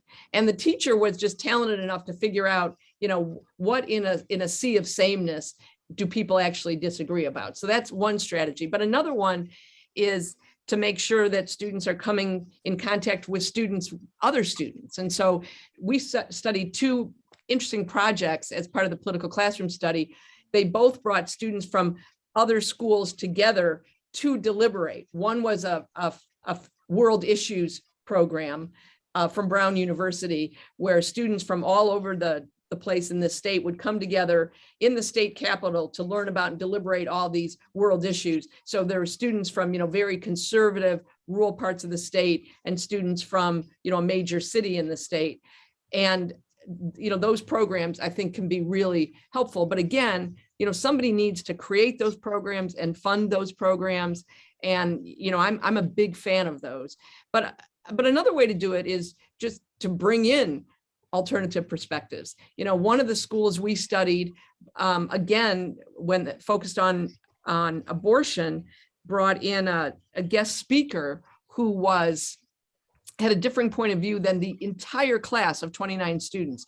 And when we interviewed the students right after that class session, they were hopping mad. It was like, how dare, you know, Mr. Kushner, that was the euphemism we gave for him. How dare Mr. Kushner bring her in to kind of insult us? Well, this was a longitudinal study. So we interviewed those same students 2 and 4 years later. And what they said is, thank God for Mr. Kushner. He was, you know, a beacon of trying to expose us to differing points of view. And now they were off in the work world or in a university context where they were encountering all sorts of difference, and they felt like they had learned some skills for how to do that. And so, you know, I think it's always possible to bring in opposing points of view, but it's never as good as when they're authentic. You know, role-playing difference just isn't the same thing as authentic difference. But I think you would be hard pressed to find any group of young people where there isn't some important issue that they disagree about. I mean, I guess that's putting out a bold claim. Maybe some doctoral student can go prove me wrong. So I wanted to pick up on the previous comments about what to deliberate in the first place and what criteria are controversial, particularly in light of the example you just gave, and also came in as a question around abortion, for example, where it's considered a fundamental right by many and shouldn't really come up as a controversial issue, and yet it has resurfaced as a very controversial issue. And so how do you manage that in the classroom when there's, you know, on the one hand, it is for many a fundamental right not to be deliberated anymore, and on the other, a social emotional issue that many are invested in from different perspectives? Yeah, so I called this in the political classroom, or Paul and I called it, and also in an earlier study that I did that resulted in a book called Controversy in the Classroom, we referred to this as tipping, where issues will go from being relatively settled to being open to being settled again. So it's not that once issues are settled, they're settled forever. So I don't think it should be surprising to people that we've got things now that are being taught in the schools as controversial issues that would have been settled 40 years ago, and vice versa. That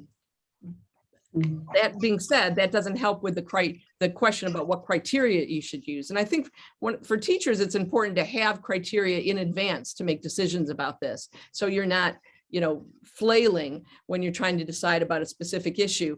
And there are a lot of different criteria that have been proposed. One is kind of authenticity. If it's being debated in the political sphere, it's controversial and you should bring it in.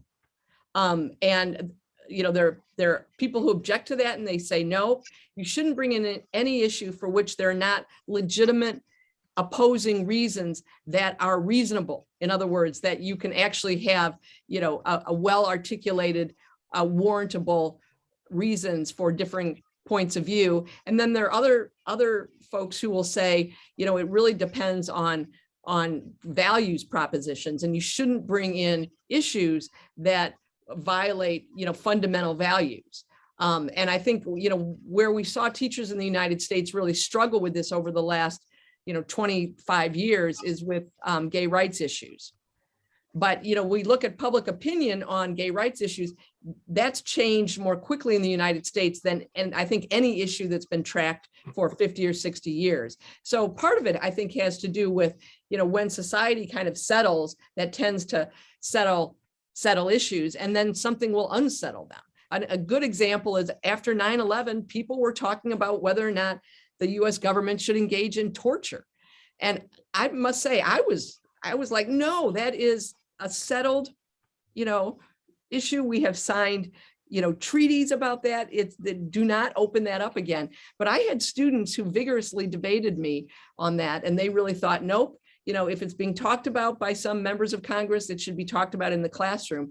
Interestingly enough, the only students who consistently were against both opening that issue and against arguing, if you did open it, that it was okay to torture people, were students who had come from the military, which I found really interesting. So I do think it's important to have, strong criteria so you can determine, is this a settled question for which, if we're teaching it, we should teach students to kind of build and believe a particular answer, which is what we do now when we teach about women's suffrage, or is this an open question for which, there are really good reasons to present it as controversial. And that goes not just for policy issues, but for empirical issues as well.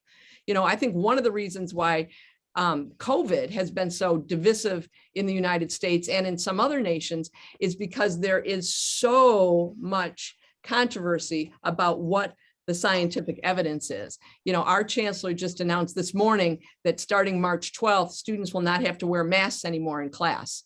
And I can promise you that as soon as I get off this symposium, my inbox is going to be full of people who either think that's a great idea or not a great idea. But one of the challenges is that, we tend with scientific questions to say, well, what does the science say? And when we are told, well, the science says it depends, we get pretty unsettled. So, I don't think this is just an issue related to policy issues. I actually think that this is the hardest question of the questions that we're talking about, because it also has to do with perspective. Even if one comes to say that, for example, we should rule out questions that undermine democracy, we're going to have a deep difference about what the nature of democracy is and what questions those are. But most people that believe in democracy tend to think that their particular political persuasion is the one that supports democracy, and the opposing point of view is anti-democratic. Right. So that using that as a criterion is a good way to end up basically allowing one point of view to cancel out the other point.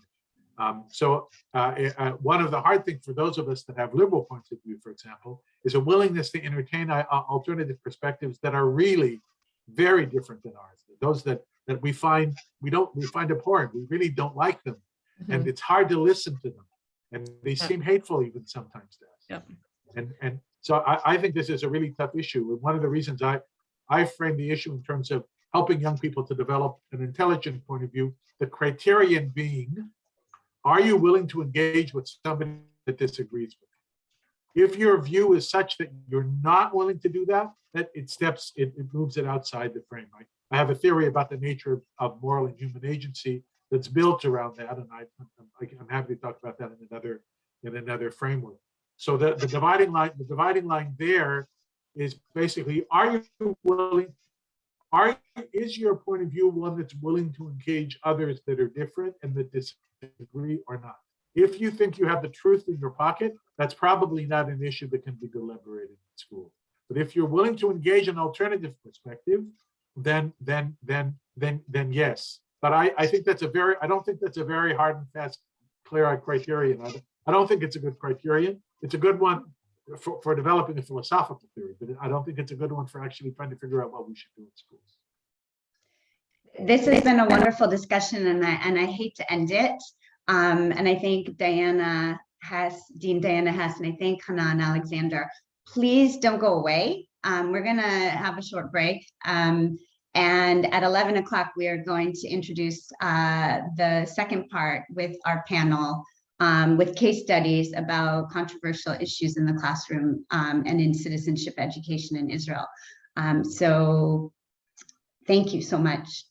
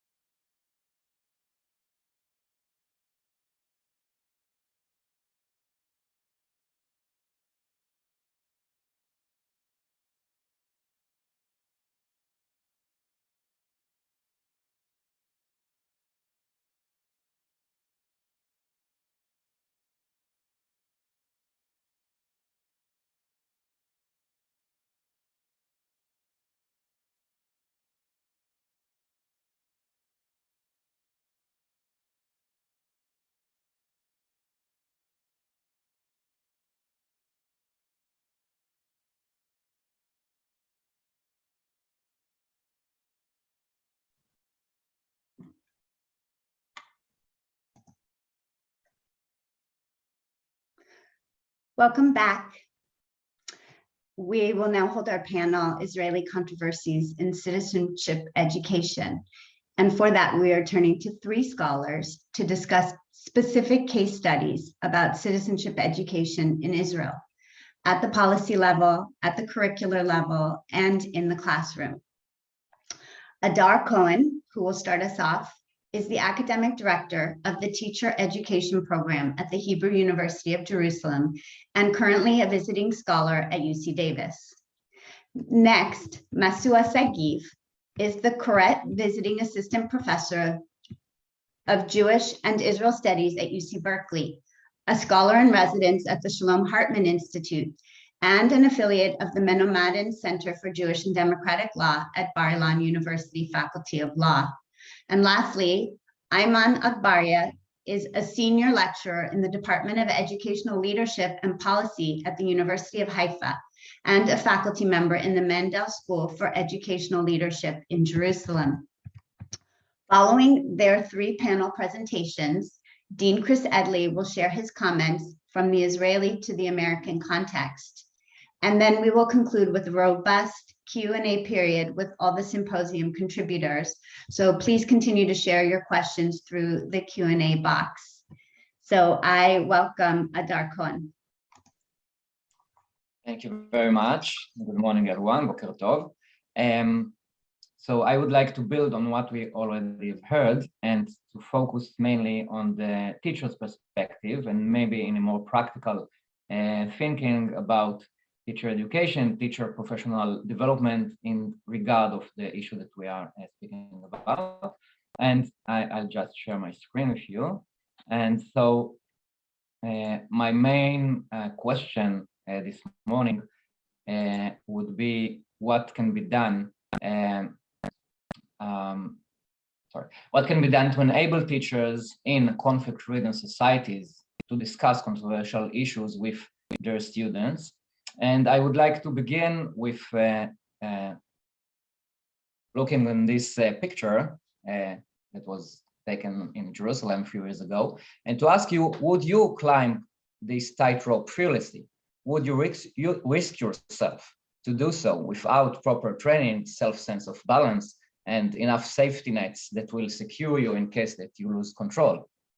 So most of us are probably not Philippe Petit, the famous French who gained fame for his high wire walk between the New York Twin Towers, also known as the Man on Wire. And we would refer to his profession as challenging, not to say frightening. Nevertheless, teachers are required by civic education policies in democratic countries to become Philippe Petits on a daily basis, dealing with controversial issues or what I refer to as controversy work in the classroom. And it's not only challenging, but many times frightening, especially for those who teach in a conflictual socio-political environment. Israel's school system is only one example to this kind of scary and agitated educational environment due to severe internal ethnic, socio-economic, and religious conflicts leading to severe political polarization. And I'm sure, as we've heard, that many Americans could identify with this situation. Only recently, a television series, which became a hit in Israel, was broadcasted on the public television channel in Israel, focusing on a confrontation between a teacher and a student. The student complained that the teacher expressed critical and unacceptable views to her mind on the IDF, on the Israeli army, in the classroom. The accusations inside school became later shaming in the social media and a nationwide scandal. This series, 0 Hour Shat Efes in Hebrew, is based on a true, very well-known and mostly debated case that took place in the north of Israel a few years ago. And many Israelis were very much troubled by this series and reacting to that. For example, in 2 op-eds that were published in Haaretz newspaper last month by 2 teachers, they wrote opposite arguments. One teacher claimed that most teachers are silenced to express any critical opinions or even to engage students in controversies, while another teacher testified that he was able to discuss critically current political issues with his students, even though he works in a right-wing, like-minded city.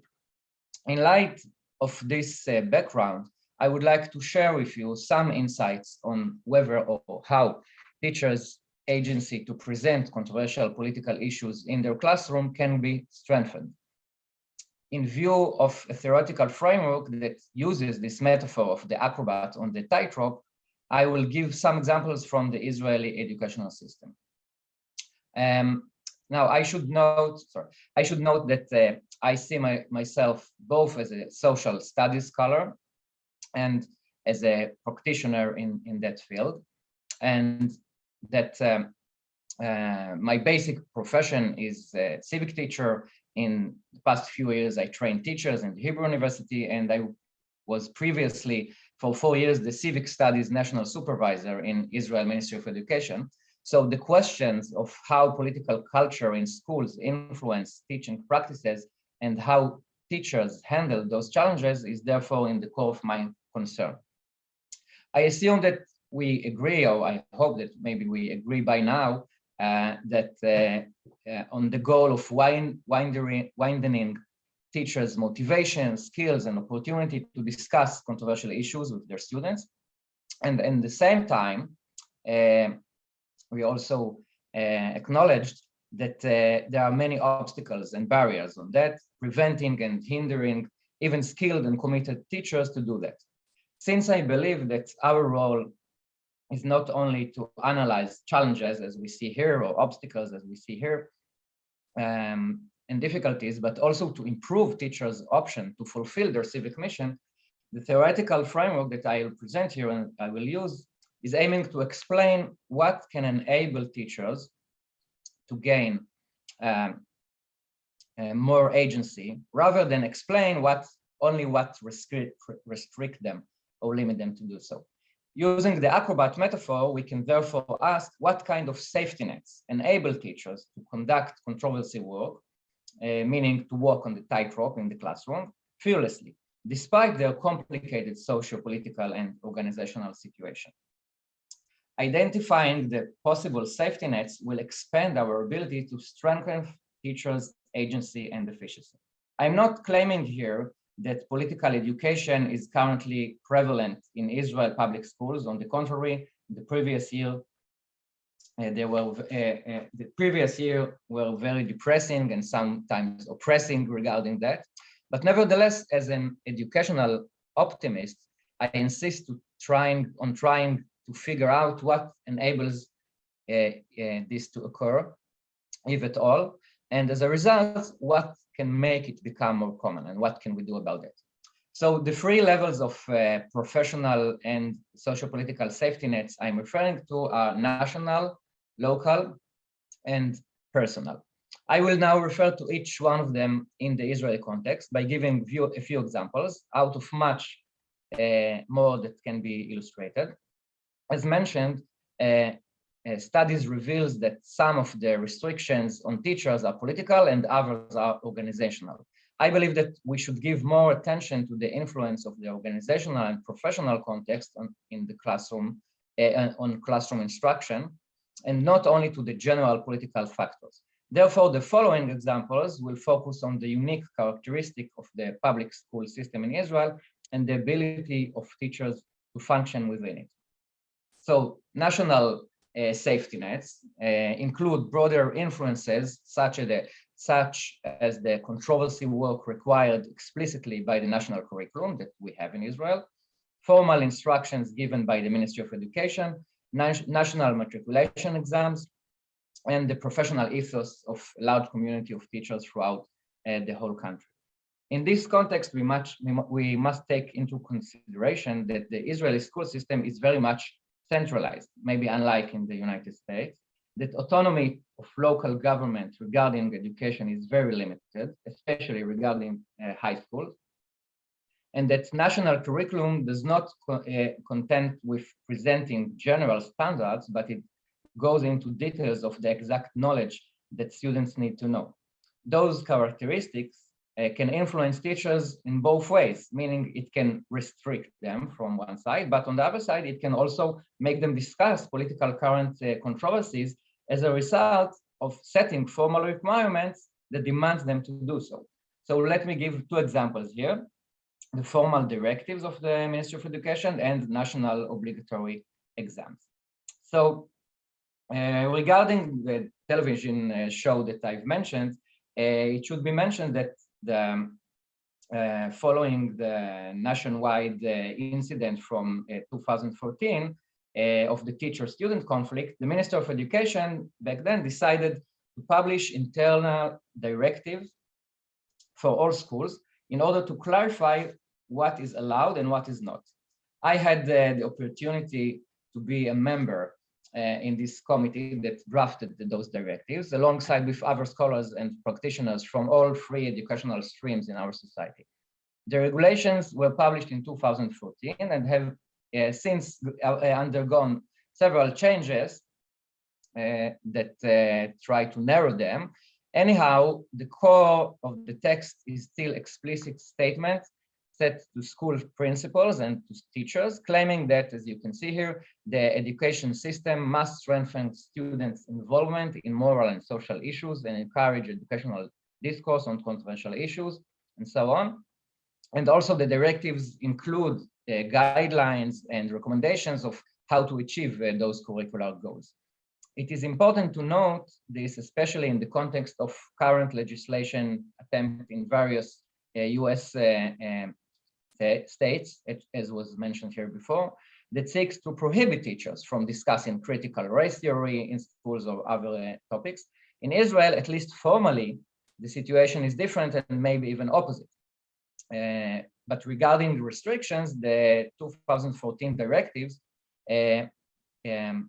there is a balancing point or boundaries set for teachers' ability to discuss controversial issues in their classrooms. And it was said like that teachers can do that in condition that the classroom discussion or discourse does not call for incitement, racism, violence, or exclusion of various groups in the Israeli society, nor the delegitimation of the state and its institutions. I can share with you from behind the scene of the committee's discussions that although the committee had right-wing and left-wing members, including Jews and Arab scholars, surprisingly, for me at least, there was not much debate on this section, and there was a broad consensus that delegitimation of individuals, of identity groups, and of the state and its institutions was considered as the appropriate concept for setting classroom discourse boundaries. Adopting a critical point of view, we could, of course, realize that the interpretation of what will be considered as delegitimation or legitimate discussion would determine whether those directives will be implemented as very restrictive or not. But I think this is the case about any regulations. And the important message to teachers here, in my view, is the attempt of the directives to find a reasonable balance point. In the Israeli context, we can also add here the national matriculation tests or exams, which are obligatory for every high school graduate, both in civic studies and in history, and that at least part of it includes assignments that request students to analyze current controversial topics and to articulate their personal view and arguments. You can see here one example, and I will immediately show another one from last year national matriculation exam, and realize that this kind of questions transmit to teachers and to students a message that engaging in political controversy must be an essential part of learning processes. Here we can see a question about the Supreme Court role in the political arena in Israel. And I have another example regarding the debate about COVID. And one can realize that in order for teachers to prepare the students successfully for such an exam, they must develop skills like argumentation, the ability to hold different perspectives, how to deal with controversial issues, and to acknowledge there could and should be different possible policies on each public topic. It is worth taking a look at the complexity of this phenomenon. the reality of a centralized educational system focusing on preparing students for national high-stake tests can result in infusing controversial issues as part of what Michael Appel called the official knowledge, and to add it to the formal curriculum that normally deals only partly with political controversies. Nevertheless, all these national safety nets, most of them are very formal and coming top down, can be regarded quite thin or weak, especially when compared to the strong formal and informal censorship derived from the polarized and nationalistic political atmosphere. Much more thicker to my mind are the local safety nets, meaning what's happening in the school environment, that include characteristics of the school atmosphere, which can foster or give legitimation and encouragement for controversy work, like the presence of politics in school environment, political discourse in the teacher professional community, and the principles backing to both of them. In the Israeli unique context, I would like to refer now only to one of them.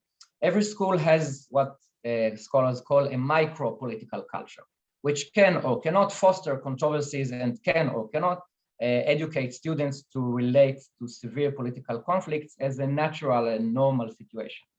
My claim, based on my Israeli experience, is that an important factor influencing that is the extent of controversy work within the teachers' cohort, and not only in the classrooms.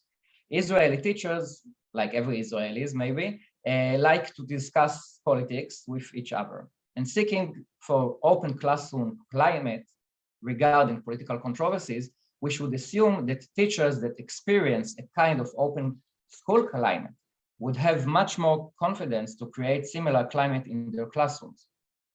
If the Department of Social Studies teachers can function not only as a professional community and as a social community, but also as a political community, or maybe a political friendship community, as was mentioned here before, if teachers don't hesitate to debate, argue, and even to quarrel with each other about politics, and a few minutes later, to go back to discuss the curriculum problems and to help each other with personal and professional difficulties, they can much easily later in the same day copy the same political culture and attitude into their classrooms, delivering to their students the message that being personal friends do not contradict the possibility of having extreme dissent over politics. It's true that many Israeli teachers are afraid to express their opinions, even among their colleagues. Nevertheless, political debates between faculty members are common in quite few other schools and are related to the Israeli characteristic of informal interpersonal relationships among workmates. The third and last type of safety nets I would like to address is the personal safety nets, meaning the idiosyncratic characteristics of each teacher, the proactive use of the teacher's biography and their positioning related to the students, the relationships they develop with the class, especially regarding trust, and their professional knowledge and the ways to use it. Both my experience and my study reveal that a strong personal safety net is developed when the teacher and the students share the same social-political identity. It reflects the sociology theory of intersectionality. Sharing the same gender, ethnic, and local identity with the students may strengthen the personal safety net of the teachers. For example, in a class discourse which is full with right-wing extremist opinions of male students, what is quite common in Israeli, at least Jewish schools, it will be much easier to raise critical questions and to suggest a completely different point of view about the Israeli-Arab conflict for a teacher who is a male, coming from the same ethnic background like these students, growing himself in the same neighborhood and being known to them as a right-wing supporter himself. On the contrary, or on the other side, a female liberal left-wing teacher whose family ethnic origin would be different and who lives in the big city and not in a suburban town where the school is maybe located, will need to invest much more efforts and to maneuver wisely the trust relationships in order to produce a more sophisticated controversy work. In the Israeli school environment, students usually know a lot about the identity of their teachers, and it's very common for teachers to reveal that. Therefore, those identities may be used as a tool to build trust and will enable teachers to feel safe and to conduct political discussions. If I now may conclude and say that specific context creates stronger or weaker safety nets for teachers, controversy work. For example, Jewish teachers have much more autonomy than Arab teachers. Veteran teachers have advantage on novice teachers. Well-trained teachers, as Diana has mentioned, their agency is much broader than others, etc. It is also notable that in every teacher's specific context, there are stronger and weaker safety nets. While national safety nets can serve every teacher in the country, but they are usually weak and can be more easily unrevealed. The main differences between teachers could be explained by the extent to which the local and personal nets exist. Stronger safety nets, like micropolitical culture or personal biography, can enable teachers to diminish, sometimes maybe unconsciously, their subjective level of fear from performing controversy work. Teachers can learn how to strengthen their personal safety nets. School principals can be proactive in strengthening local safety nets. And policymakers, of course, can improve the national safety nets. If all of these practitioners will realize that safety nets can be changed and become thicker and stronger, they can act accordingly and enable controversial issues discussion in divided societies to become more common. The question yet open in Israel and like in America, I think, is will they dare to do so? Thank you. Thanks, Adal. Hi, everyone. We're continuing right forward. It's great to be here. What I want to present now is an initiative that we have at Bar-Ilan University in the Faculty of Law and the Menomadin Center for Jewish and Democratic Law. This is an initiative, a program we are running for, I think this is the 5th or the 6th year already. And the program is really trying to do a lot of the things that we've talked about so far, that we've heard of from all of our speakers. So I'm going to share my screen for a second. Here we are. Okay, so the program is called the High School Program for Leadership in Law, and I want to my framework of speaking is thinking of law's paradigm or academia's paradigm on citizenship and citizenship education in Israel specifically. And what I want to do is describe the program briefly. What are its goals? How does it work? Then share some data on the impact, because we're conducting research with the program to see how it progresses. And then share some of the dilemmas that we had and are still having, some of the challenges that we are dealing with. Okay, so what is this program? The goals of the program, first of all, as you've heard, the Israeli educational system is a system of streams, different streams that the students study in. Okay, so we have the secular Jewish education, the equivalent of a public school. We have the religious Zionist educational system, the private educational system, the ultra-Orthodox really educational system, and the Arab education system, which then is divided to different schools, religious schools or secular schools. And this creates an echo chamber. So Dean Hess said before that even on a really homogeneous classes, you can still find disagreements, but still in this system, cultural groups and religious groups are staying within the group. They're hearing what the group is believing usually. It's really hard to break this echo chamber of hearing the same thing over and over again, and on a reality that Israel has of being in being divided religiously, nationally, ethnically, culturally, politically. In this reality, these echo chamber are just reaffirming this reality instead of breaking it as part of the citizenship education, and thinking of controversies in the classroom. So the goals of our program, which is a program that is conducted in academia, they come to the university, the high school students. The goals are to expose experience-based exposure of high school students and law school students who are their facilitators to different communities in Israel, in order to bridge gaps regarding the constitutional status in Israel, the identity definition of Israel as a Jewish and democratic state. And the second goal is strengthening and deepening the knowledge within, again, high school students and university students, law school students, to deal with this duality of Judaism and democracy. What does it mean?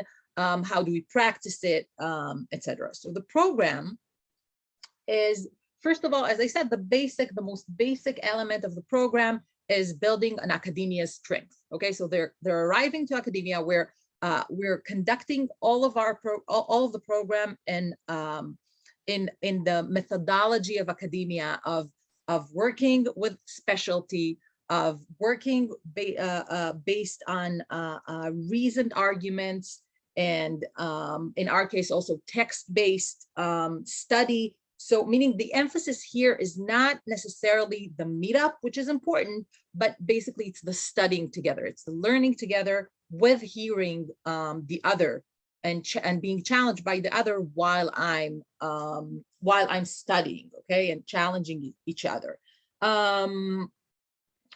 So the content of the program is being built by the professors in the law school with the students, with the law school students, and it is in cooperation with both the teachers of the schools that come and participate in the program and with the national civics supervisor in Israel. So these are diverse groups. They come to 6 or 7 meetings in the law school. In COVID, it was mostly virtual, but they come to the academia. They are separated to small groups, diverse, secular, religious, boys and girls, and I'll touch upon that in a minute. And they study texts in different issues: Israel's Jewish and democratic state, gender issues in Israel, Judaism in the public square, marriage and divorce, which are regulated by religious law in Israel. And the law students, our law students, are facilitating them, which means that we have a double program here, one for our own law students and for the high school students and the schools themselves. Really, they are also exposed to leading public figures, legal figures, Supreme Court judges, politicians. We have these. We try to have these meetings be meaningful. And afterwards, the third part of each set of each meeting is a reflection time, a reflection that afterward is being designed to be a part of their the paper they need to submit as part of their civics education. Now, our theory of change is a theory that I would frame as evolutionary, meaning that we are trying to reimagine the classroom. Okay, so we try to break the echo chamber, but we are still very deeply inside the systems, the stream system in the educational in Israeli education. Meaning, we're not saying let's drop the system altogether. We're saying this is a limited scope. But we think that in civics education, it's really important to meet the other and to study the content with the other, with someone who's different than yourself. So I would call it, this is an evolution and not a revolution of the educational system in Israel. Some small data, I didn't bring everything here, but just a glimpse.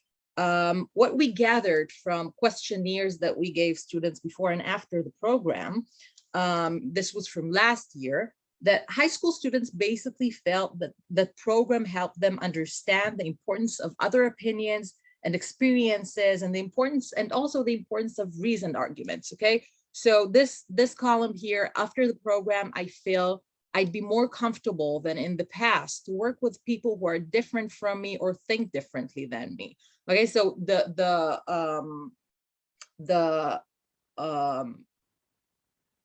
how do you say that in English? So the left column, okay, so the strong blue, as I say, these are the secular students, and what you see here, the 4.2 is the religious students. Now these they had to grade these statements from 1 to 5.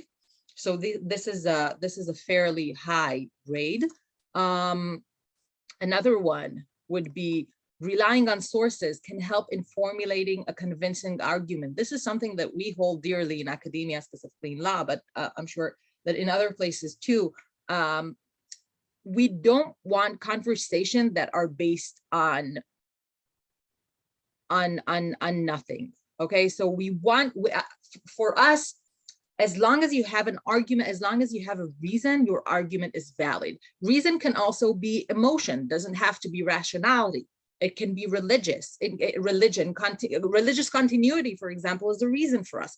But we are really, and we also, we try to be as inclusive as possible in the different arguments, but we need it to be reasoned. The argument should be reasoned, and that's something that I feel is missing from our public discourse, both in Israel and the United States and other places as well, obviously. The third statement is, in order to develop a reasoned position, one should take into consideration the other's position. I think this is a really crucial point, because in a way, what they're understanding after the program is that for me to have my own opinion, I have to see the other. I have to understand the other's approach, the other's viewpoint, the other's position, which is something which is really important. I don't strive for agreement. I don't think that agreement is feasible in a lot of these cases, which are very identity-based issues.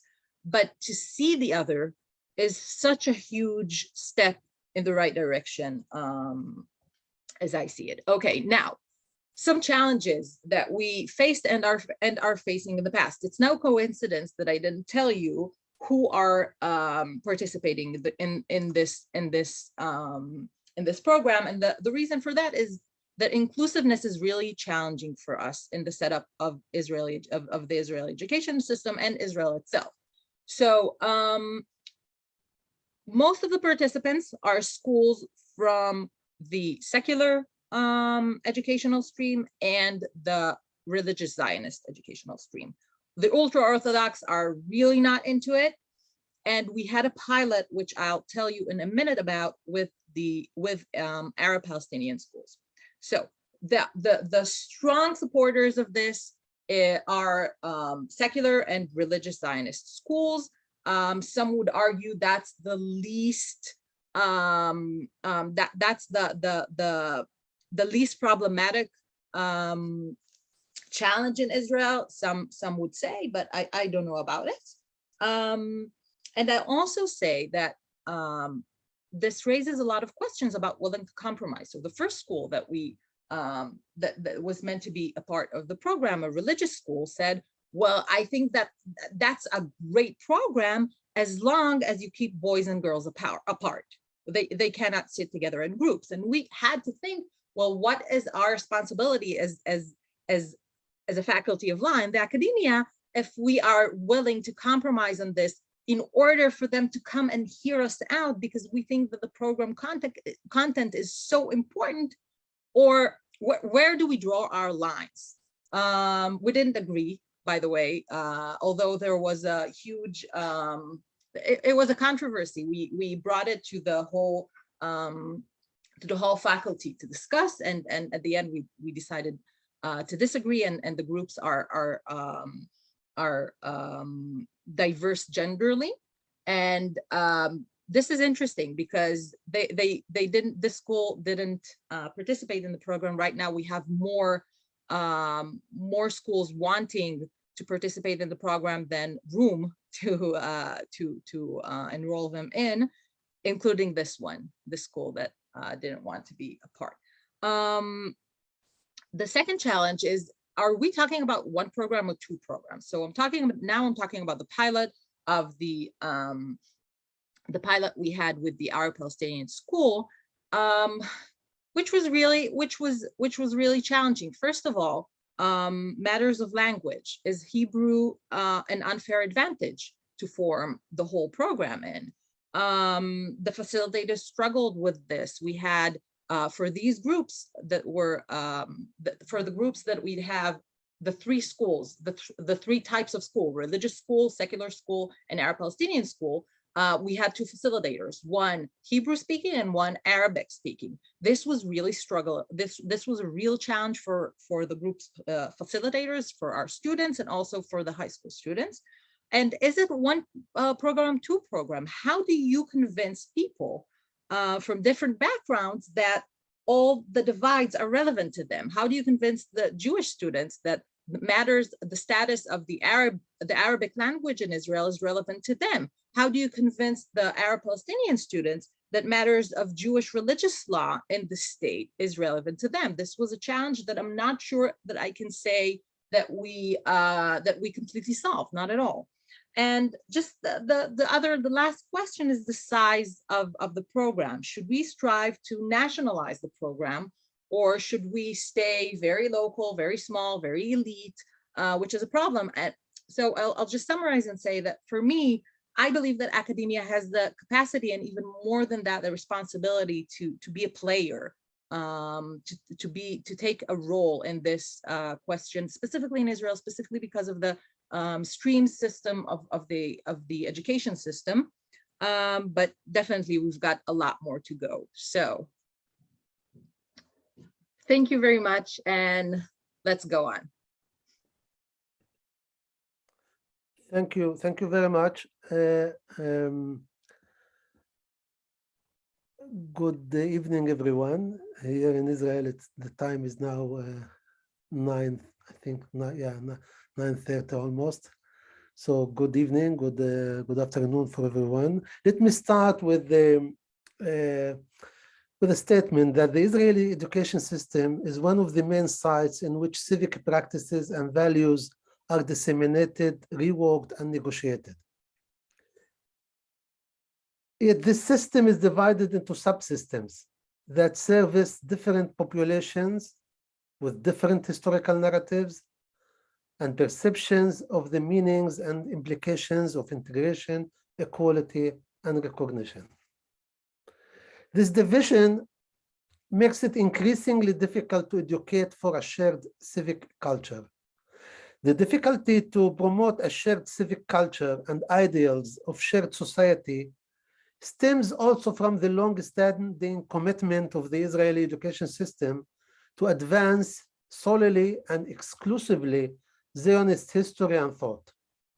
Additionally, the institutional discriminating policies and practices of unequal allocation of state resources, lack of recognition of the Palestinian minorities' historical narratives, and marginalization of the influence of Arab leadership on education policy make it even more difficult for Arab Palestinian teachers, citizens of Israel, to educate for Israeli citizenship. In the last 2 decades or so, under neoliberalism, the politicization of Arab education has deepened. The sociopolitical role of Arab schools has retreated, and the collective voice of Arab teachers and pupils has been depressed, as it cultivates aggressive individualism and social Darwinism. The neoliberal discourse has been weakening the Palestinian pupils and educators' sense of solidarity and collectivity. Furthermore, under the rise of right-wing populism in Israel, the distinction between the Jewish us and the Arab them has been amplified while using ethno-religious discourse that overtly promotes the Jewishness of the state over and above its commitment to democratic values and procedures. In the last decade, several examples have been indicative of this ethno-nationalistic trend that has been taking hold of the Israeli politics also in the field of education. In 2015, to give just one example, the Religious Education Administration has supervised and supported a mandatory social studies curriculum in the elementary state religious schools that includes a section on the love of the land and the temple. This section completely ignores the religious meaning of the Temple Mount, for the Muslims, Al-Haram al-Sharif, and doesn't refer to the existence of Al-Aqsa Mosque therein.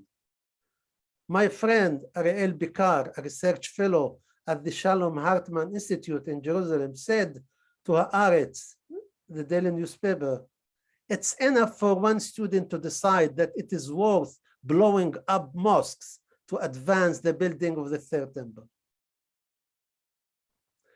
Against the efforts to render the hegemonic Israeli narrative of what does it mean to be a citizen of Israel, efforts to make this narrative canonical and shared by all ethnic and cultural groups in Israel, insurgent discourses emerged to counter and contest the authority of this narrative. These counter-hegemonic discourses have become more prominent as the Palestinian civil society in Israel has become more proactive in linking civic equality to national recognition, placing more emphasis on the indigenous status of the Palestinian minority in Israel to justify demands for collective rights. In an attempt to understand how Arab and Jewish teachers understand their profession as citizenship educators, what civic ideals they embrace, what pedagogies they use, and what challenges they face, my colleague, Professor Haleli Benson, and I initiated several studies focusing on how Palestinian teachers counter the official knowledge introduced to them into the curriculum. And let me introduce 5 major strategies that are used by these teachers to produce counter-civic knowledge. The first strategy is providing an alternative narrative of the historical events surrounding the founding of Israel and the Palestinian Nakba in 1948. With this strategy, teachers provide supplementary materials and resources to their students that present the Palestinian perspective. The second strategy relies on focusing citizenship education on studying current events, as these are reported in the media and as they are experienced by the students in their local communities. This shift helps the teachers to downplay the Zionist historical narrative and to help the students to juxtapose its morality against the current events of discrimination and racism that Arab experience in Israel. The third strategy is teaching for the test. This strategy transforms citizenship knowledge into information about citizenship. With this strategy, teachers instruct the content of the curriculum because it's obligatory and is needed to succeed in the Bagrut, the Israeli matriculation exam, without which their students can't be accepted into higher education institutions. Palestinian teachers approach citizenship education instrumentally, teaching it as a material for the test, but not for life or commitment to responsible future citizenry. The fourth strategy is creating an alternative sphere of belonging in which the students' community replace the state. With this strategy, they demand rights from the state and confine their duties within the boundaries of local communities. The teachers position the local community of the students, be it a town, a village, a neighborhood, as the main arena in which they are expected to exercise civic virtues and to demonstrate civic involvement. The fifth strategy is teaching legal education, knowledge about and for rights. Teachers place heavy emphasis on demanding and protecting rights as a way of ensuring socioeconomic mobility and political activism away from the state's persecution and discrimination. Teachers educate their students about their rights under Israeli right and how they can protect them in case they are violated. The overall picture that emerged from our studies, Halila and Professor Benson and I, is as follows. Palestinian teachers in Israel are, on the one hand, aware of the state's discrimination against their communities. They are also aware of their harsh socioeconomic living conditions. On the other hand, they are also conscious of the possibilities for individual socioeconomic mobility and for the partial protection the legal system provides for individual rights against discrimination. Therefore, the mission of these teachers is twofold: to educate for awareness of discrimination and to succeed in the matriculation exam in civics. These are complementary tasks. Knowing how to cope better with discrimination by being aware of your rights facilitate smoother mobility, while individual success is seen as potentially producing a stronger elite that is capable of improving the status of the Palestinian society in Israel as a whole. In so doing, these teachers conceptualize citizenship as a survival strategy and as a practice that is relational and contingent on the local context in which it operates. Arab teachers are civilizing their students. Civicizing, not civilizing, civicizing their students by emphasizing the local context as the main arena for civic engagement. Specifically, they articulate a version of citizenship that is elastic and hybrid. They perceive it as a learning process and conceptualize the local community as the ecology in which this learning process takes place. The local community is understood as conservative, impoverished, and violent, but yet it is also seen as the major site in which citizenship education can be relevant for exercising responsibility and belonging and for actualizing the pupil's good character. That said, the state's presence can't be overlooked when socioeconomic mobility is at stake. Therefore, Arab teachers are inclined toward law-related education or legal education that focuses on knowing and adhering to the state's laws and regulations. Under aggressive individualism that pressures for success and excellence, and in a reality in which violence, poverty, and conservative tribalism are dominant, the law is perceived as a refugee.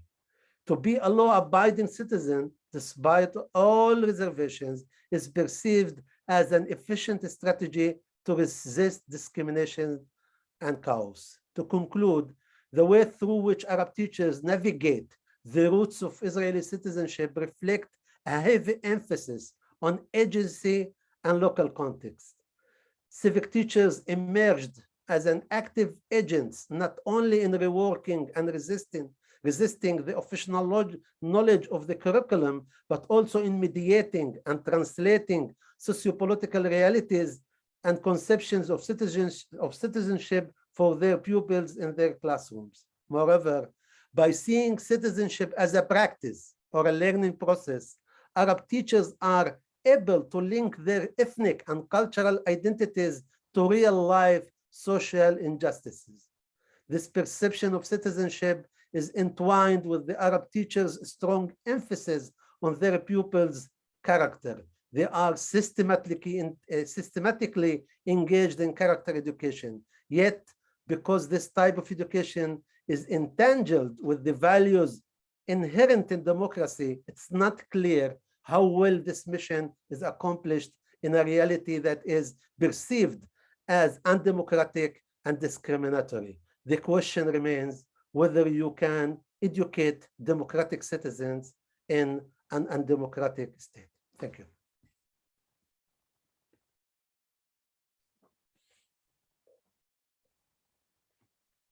Thank you. This was my presentation, and I'm ready for questions.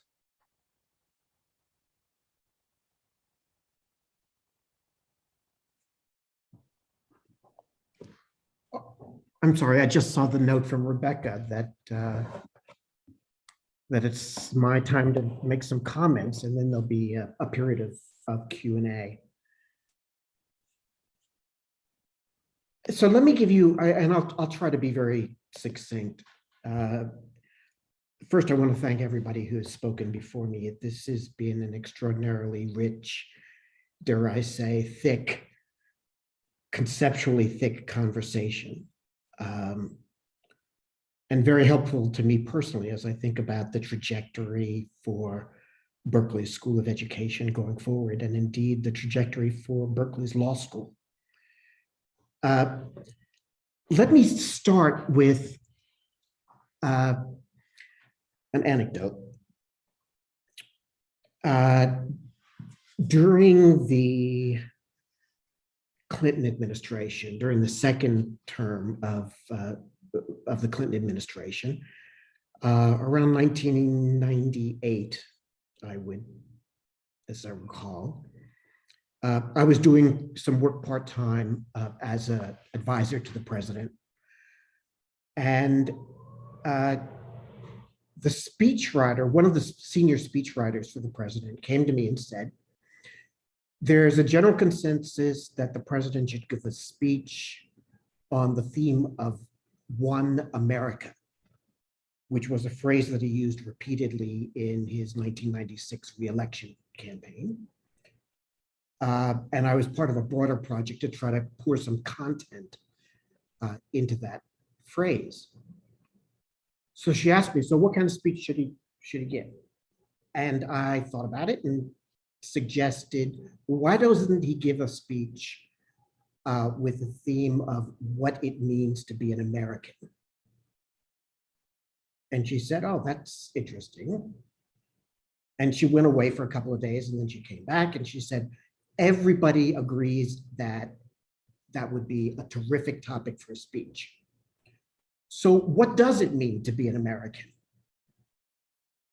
And being a law professor, I responded by saying, well, what do you think it means to be an American?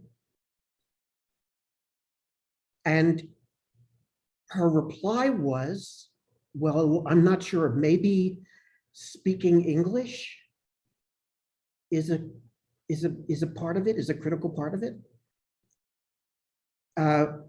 And I was floored. I didn't, I mean, let me mention that this was a Chinese American woman. And I thought it was ironic that as a child of immigrants, she would seize upon speaking English as a critical part of becoming an American. And I was curious as to why I thought she was so wrong. So we had a good conversation, and I think I was steering towards something about shared civic values.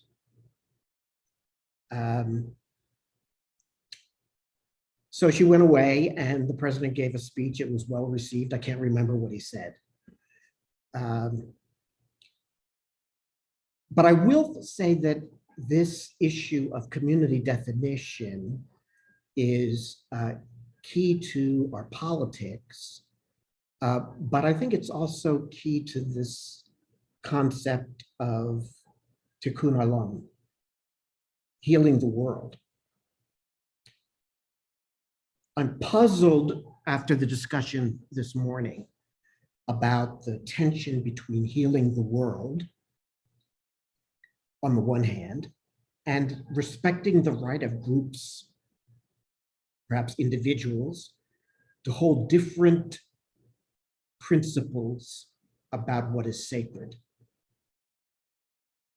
Is it possible to heal the world or even build a community when the constituent groups or individuals consider different ideas, values to be sacred?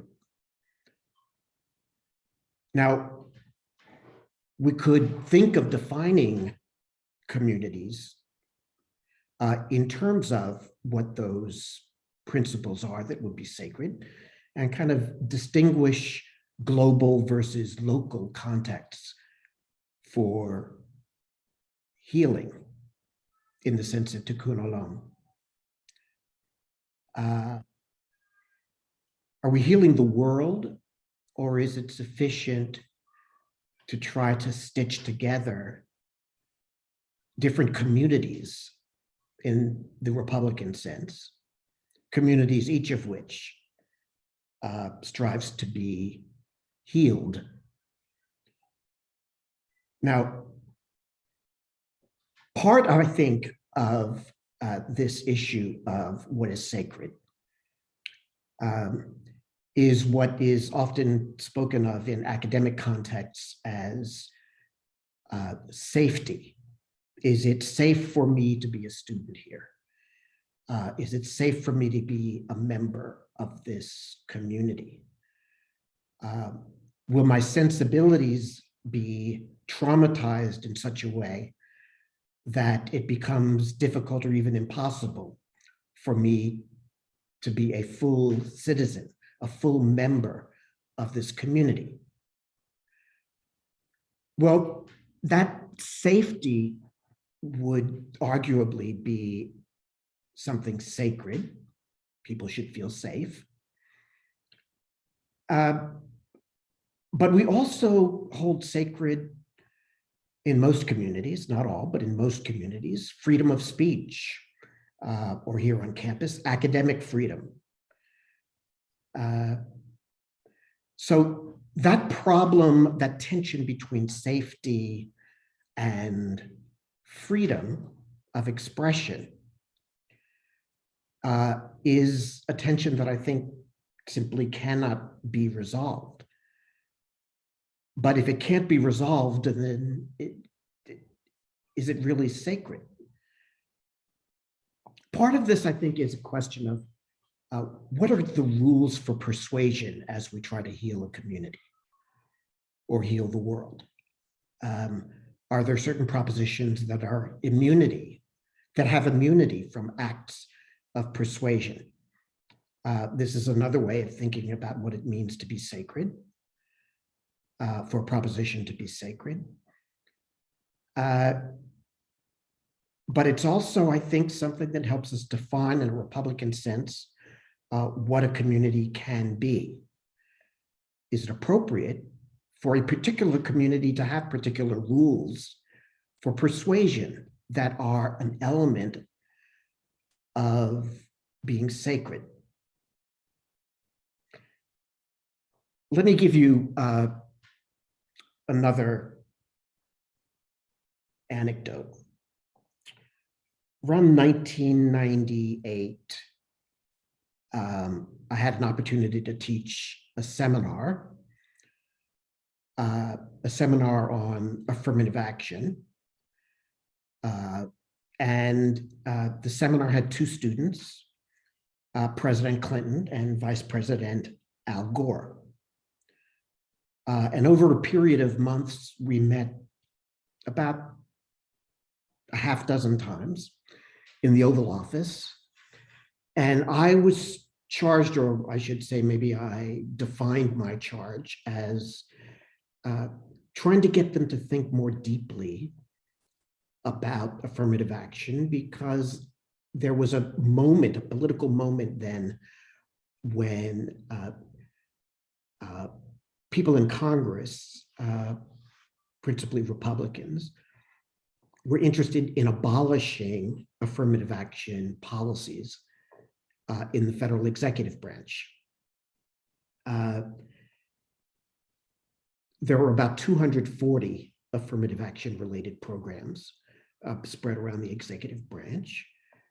And I was charged with trying to sort out the good from the bad, the wheat from the chaff, figure out how, if any, needed to be reformed or replaced, to be responsive, in other words, to the political moment.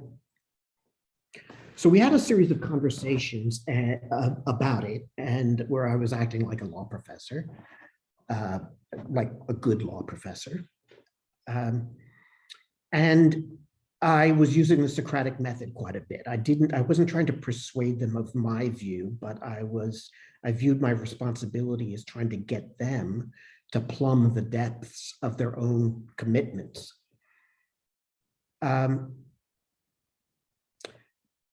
There was one particular meeting of our little 3-person seminar in which I was giving them some of the facts of a then pending case, litigation on affirmative action, based upon a decision by a school district in New Jersey to use race as a factor in deciding between a Black and a white teacher, one of whom had to be laid off, but who were, apart from their race, stipulated to be identical in tenure, in teaching ability, etc. And the school district had just gone through a difficult period of trying to diversify its pool of teachers. And there was significant concern that the layoffs that were required by budget cuts would undo much of the progress that had been made in this demographic diversity. So I posed the question, could race be a consideration in the layoffs? And the president was hesitant to state a view, but the vice president, Al Gore, jumped in and said, yes, race should be a factor.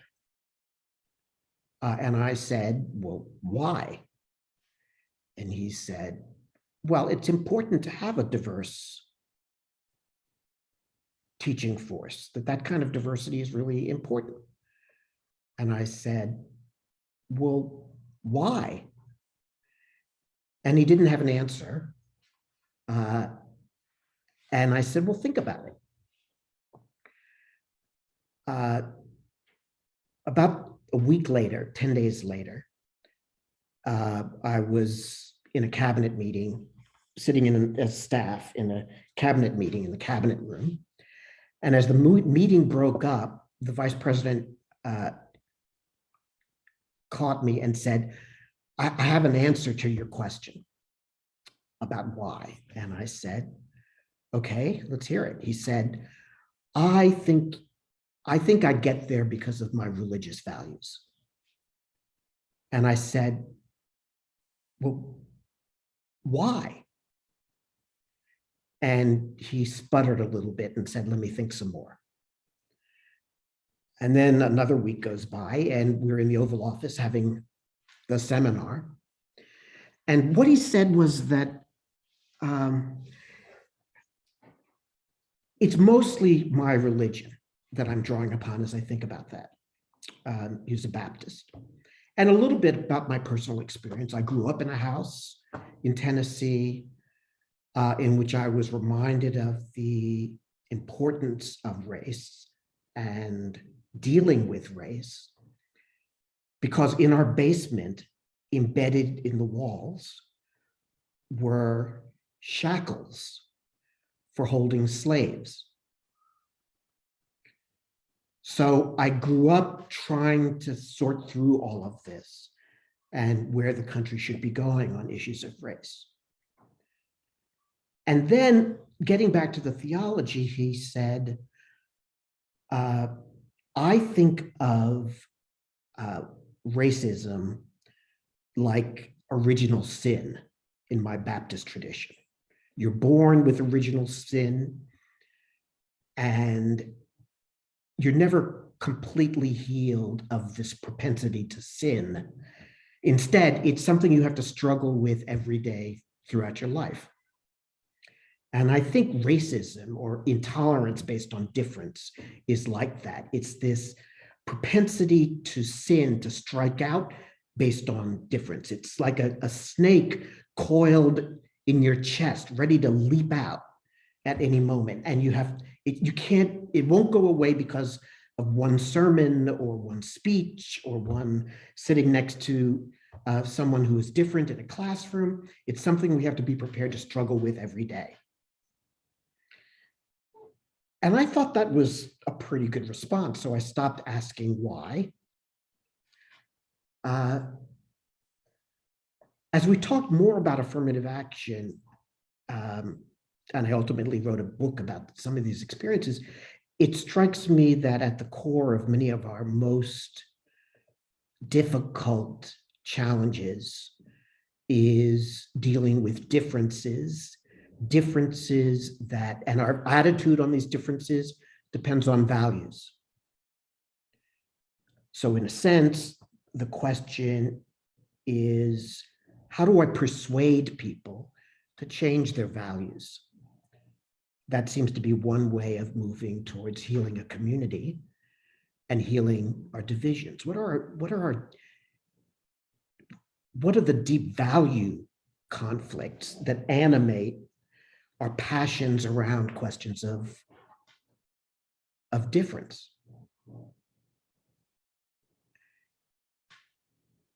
So then I said, well, actually, how do we persuade people about values? It struck me that for many Americans, and I would guess for much of the world's population, discourse around values largely takes place within the domain of religion.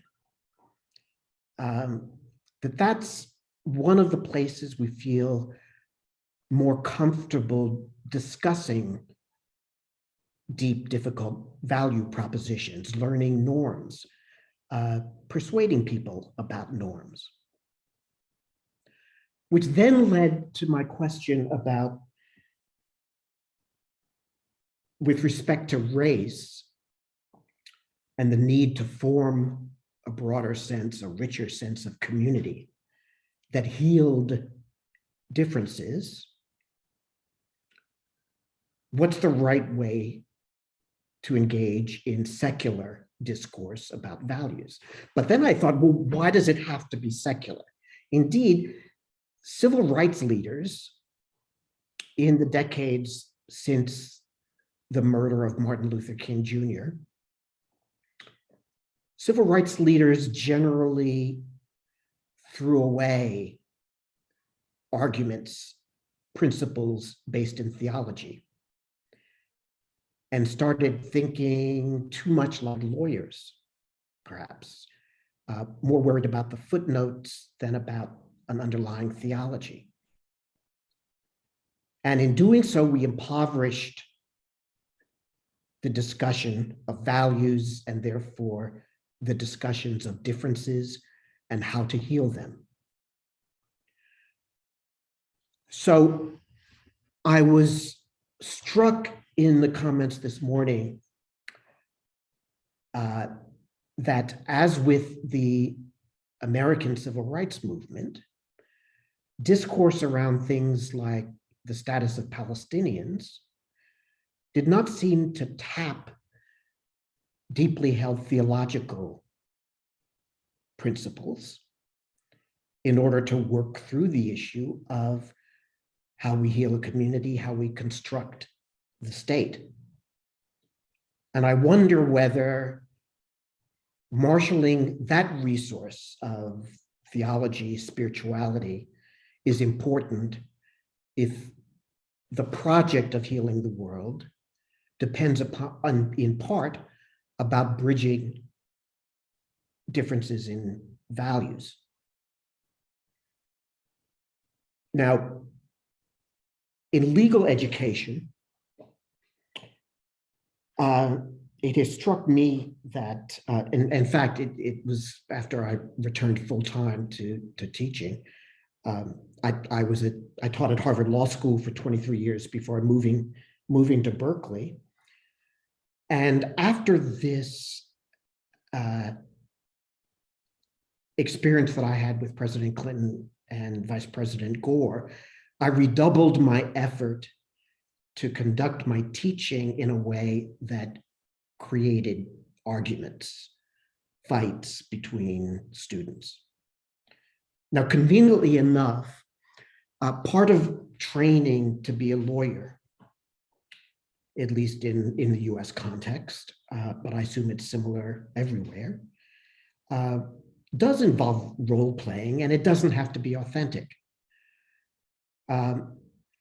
Because as a lawyer, you have to be prepared to help the client with their problem, and you never know which side you're going to be working on, which side you'll be hired to be their advocate. So in the classroom, I can ask a question in the form of, what's the best argument that the plaintiff can make? Somebody would give their statement. And then I'd ask, okay, what's the best argument that the defendant would make? Because a good lawyer tries to anticipate what the other side is going to say, and also tries to anticipate what the weaknesses are in their own position.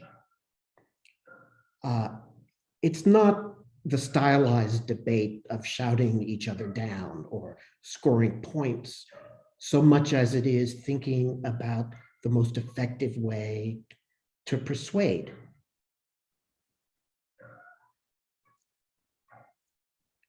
And that's where I come out on the teaching of difficult subjects. In the Oval Office with the president, or in a classroom talking about a controversial case or principle, or in the administration of a university, trying to mediate or arbitrate a clash of values, academic freedom versus safety, for example. And that is that if we approach differences by trying to understand the weakest part, I want to try to understand the weakest part of my argument. And for my opponent, quote unquote, I want to search for the kernel of truth in what they're saying. Not ignore the truth they are trying to speak, but try to understand a kernel of truth that might be shared.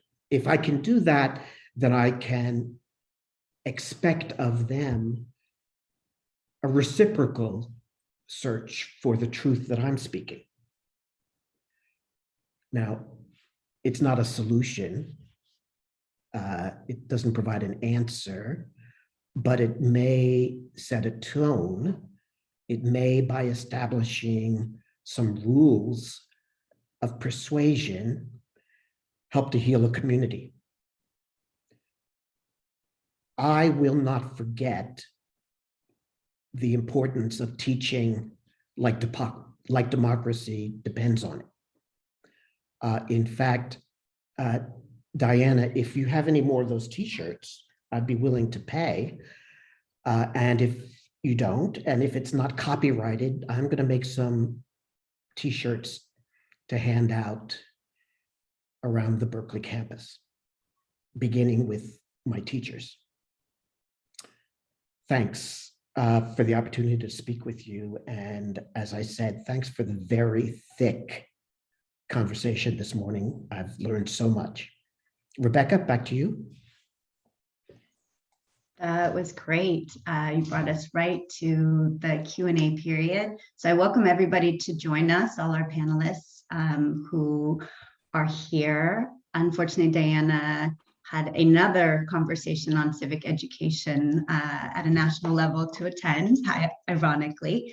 But I think with your permission, Dean Edley, we'll start really with your question that you posed at the beginning about sort of this balance between tikkun olam, or healing the world, and at the same time holding different ideas and values of what is sacred, and how you do that in the classroom, in civic education, in the public square, and what all of our panelists might have to say about that as well.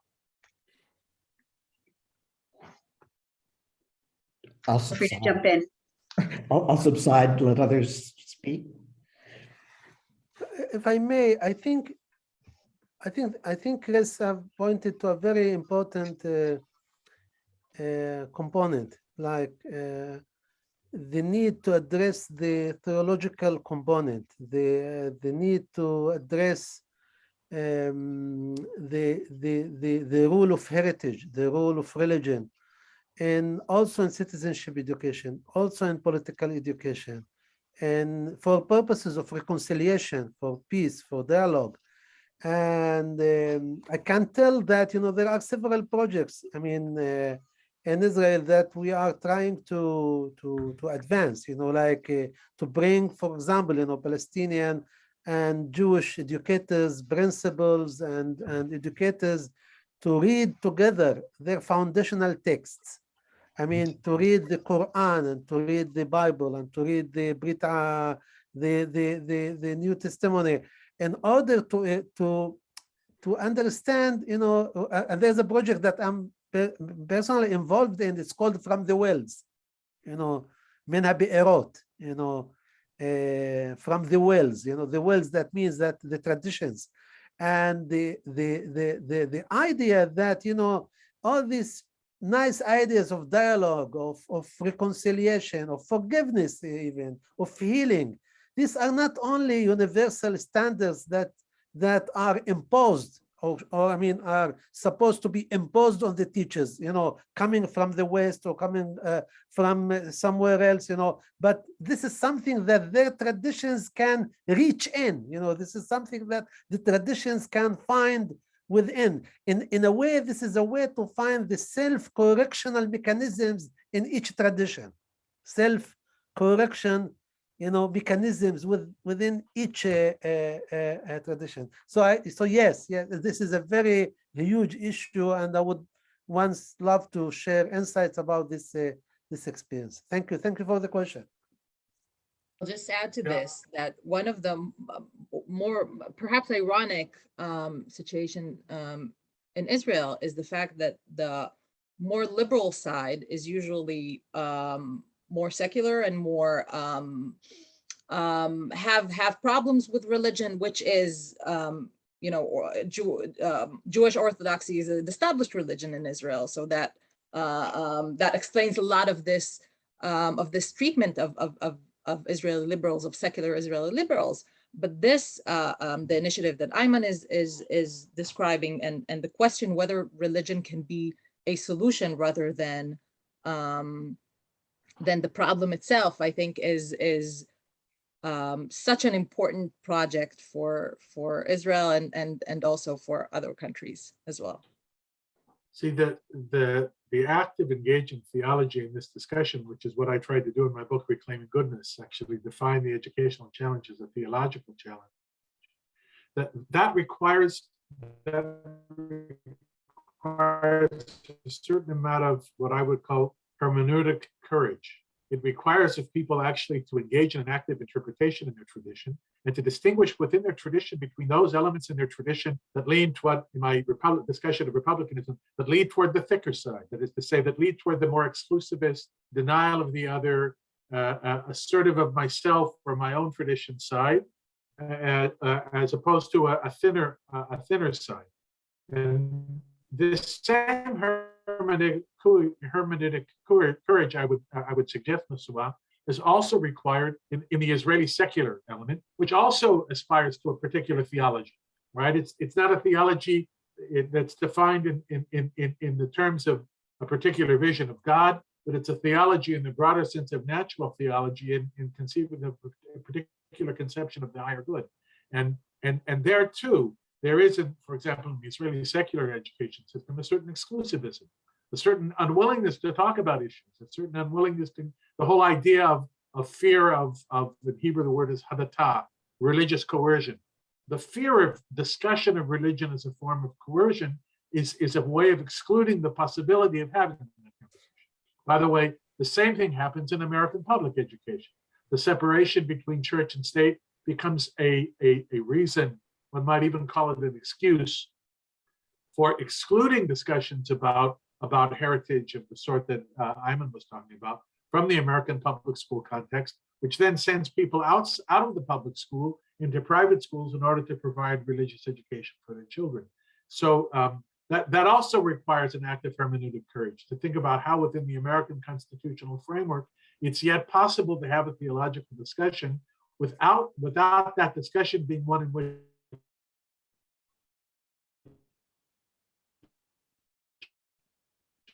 Oops. Let me say that it's very, I think this question is really fundamental important to us. I think that juxtaposition is a wonderful juxtaposition of what I was calling pedagogy of the sacred and pedagogy of difference. That's a wonderful way of trying to pull them together. I love it. Great. Go So we had a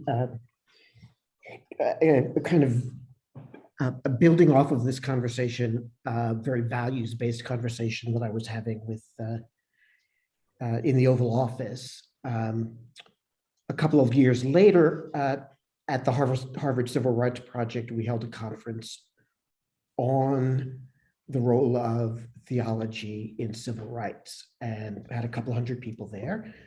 And we had faith leaders from a half dozen different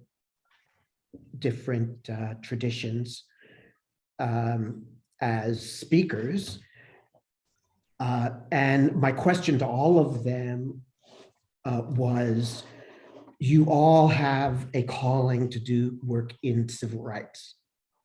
To what extent do you tap your theological, your spiritual resources in order to advance civil rights, in order to be a civil rights advocate? And to a person, they confessed that they didn't.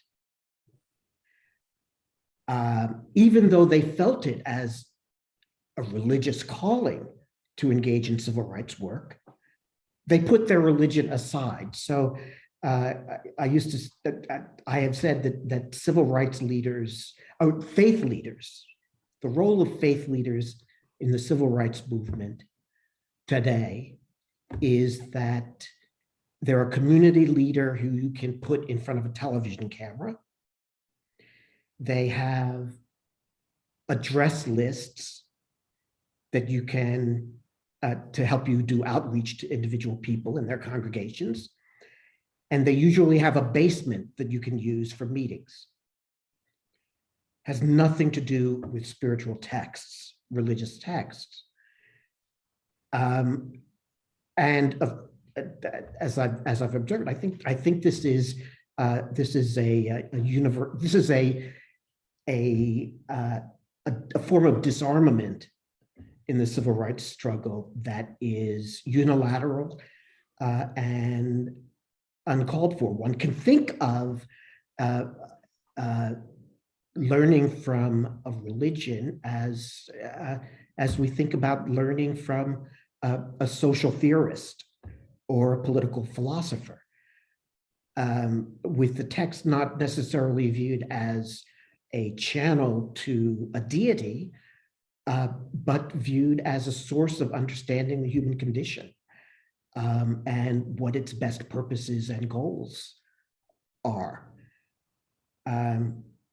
So separation of church and state, the First Amendment, very important.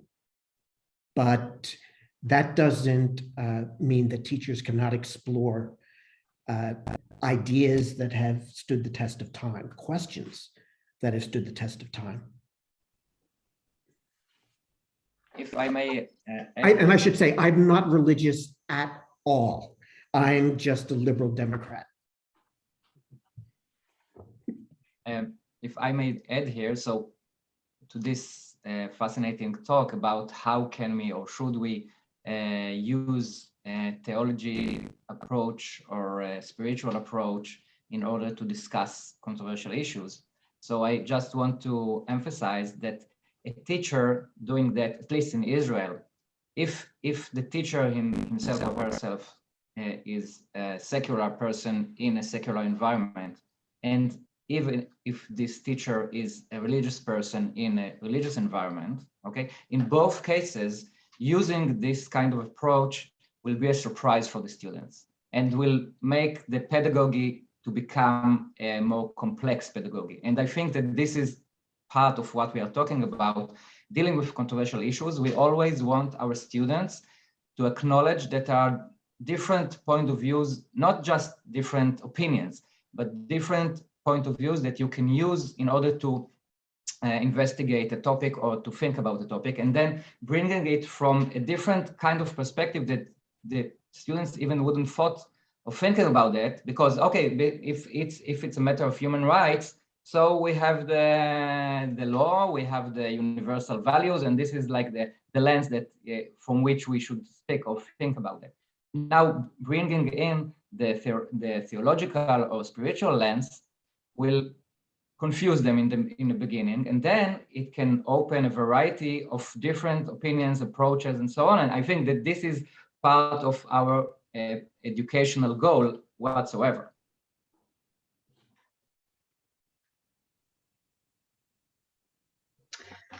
So I would love to bring us back to the context in which Ayman Agbaria ended, in which he was speaking about shared society, or sort of maybe there's the ideal and then there was the failure to get there. And I wondered whether all of you could speak sort of first in the Israeli context, but also perhaps comparatively in the American context to what that should look like, what that model should be. Ayman and his colleague, Hillel Pinson's study was very much an empirical study of, I believe, of what Arab educators do in civic education, as opposed to what should be done, perhaps what a normative model might look like. And so I wonder sort of what should a normative model look like of Israeli citizenship translated into the civic education context, and sort of what visions of shared society, how should it play out? What really does that look like? And there was a parallel question that came into the Q&A for Masua and Adar that actually asked the question of whether the projects they were speaking about reinforce the status quo and the current social reality rather than imagining new concepts of Israeli citizenship. So I want to tack that question in there as well so that you all are thinking about that. And just one more thing to think about, well, what does that look like then in the context of the US and civic education, citizenship education for sort of models of shared society and shared citizenship?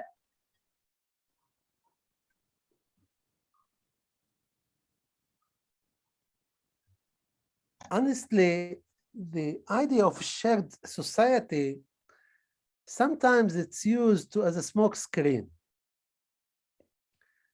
Now, it is a smoke screen because people doesn't want to talk about shared state, a shared homeland.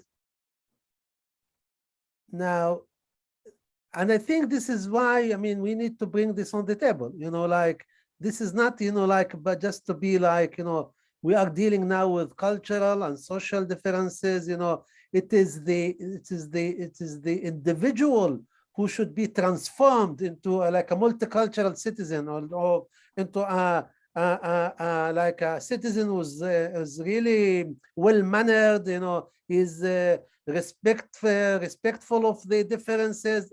No, it's not, it's also about arrangements.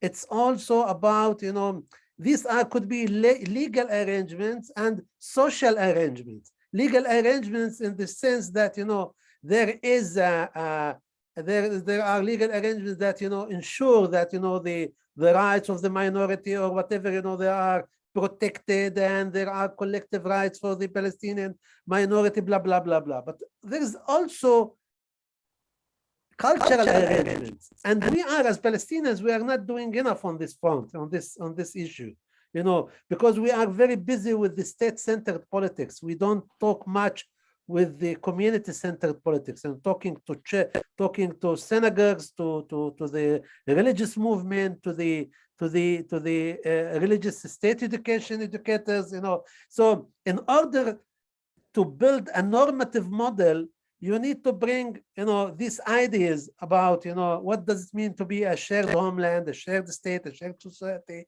to differentiate maybe also between the two ideas of a homeland and a state. A homeland for me, a Palestine is like, it could be as a homeland. It could be Haifa, and it could be Jaffa, it could be Nablus, for the same as for the settler, in Hebron. It could be that he's seeing, it's all Nofeh Breshit. It's all like something, is this is his homeland. This is his father's homeland. But when it comes to political solutions, people can disagree. People could have, different visions, political visions. One state, two states. Now, a union of Emirates. I don't know. many options, political options. But the thing is how to create a language of possibilities, to a little bit to crack the difference between what is a state and what is a homeland, and then to talk more, to bring more these ideas of that, that multiculturalism or, tolerance is not about the individual. It is also about the state. The state should institute legal, cultural arrangements. And for this, believe me, I think as an educator now, not as a scholar, there is much to be done to open the crack between the state and the society in Israel. Right now, society and the state are almost one. There's little cracks to maneuver there. There are, really very tight, these two conceptions, So in order to open up these little spaces, you need to really to help the kids, the pupils, the educators to understand that they are the society of the citizens, that they are not representing all the time the state of Israel. They are also citizens. They are not all the time the embodiment of the authority of the state. So this is just for the beginning. Sometimes. Oh, sorry. Go ahead, Masua, please. Go ahead. No, thank you. I'm just saying that sometimes it's so frustrating being an individual.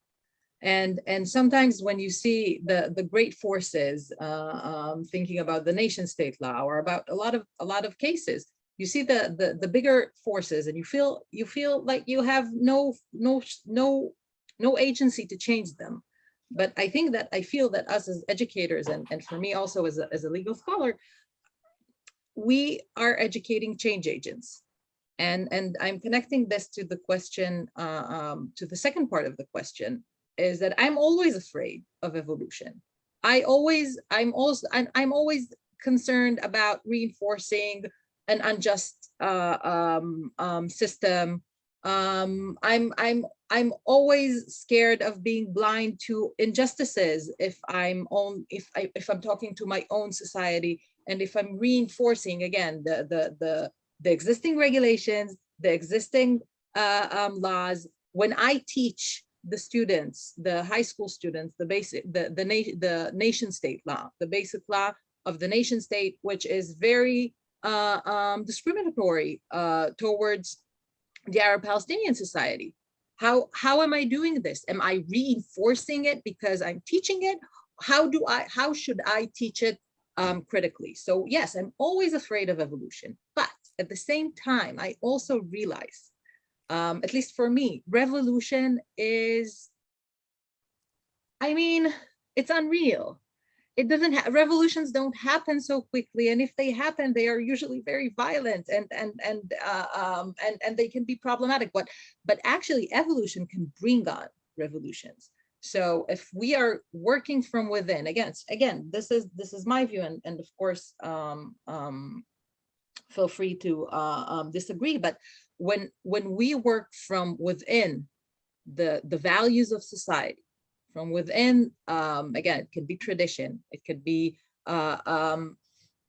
start from the agreement, start from what exists, and then challenge it bit by bit, in small changes.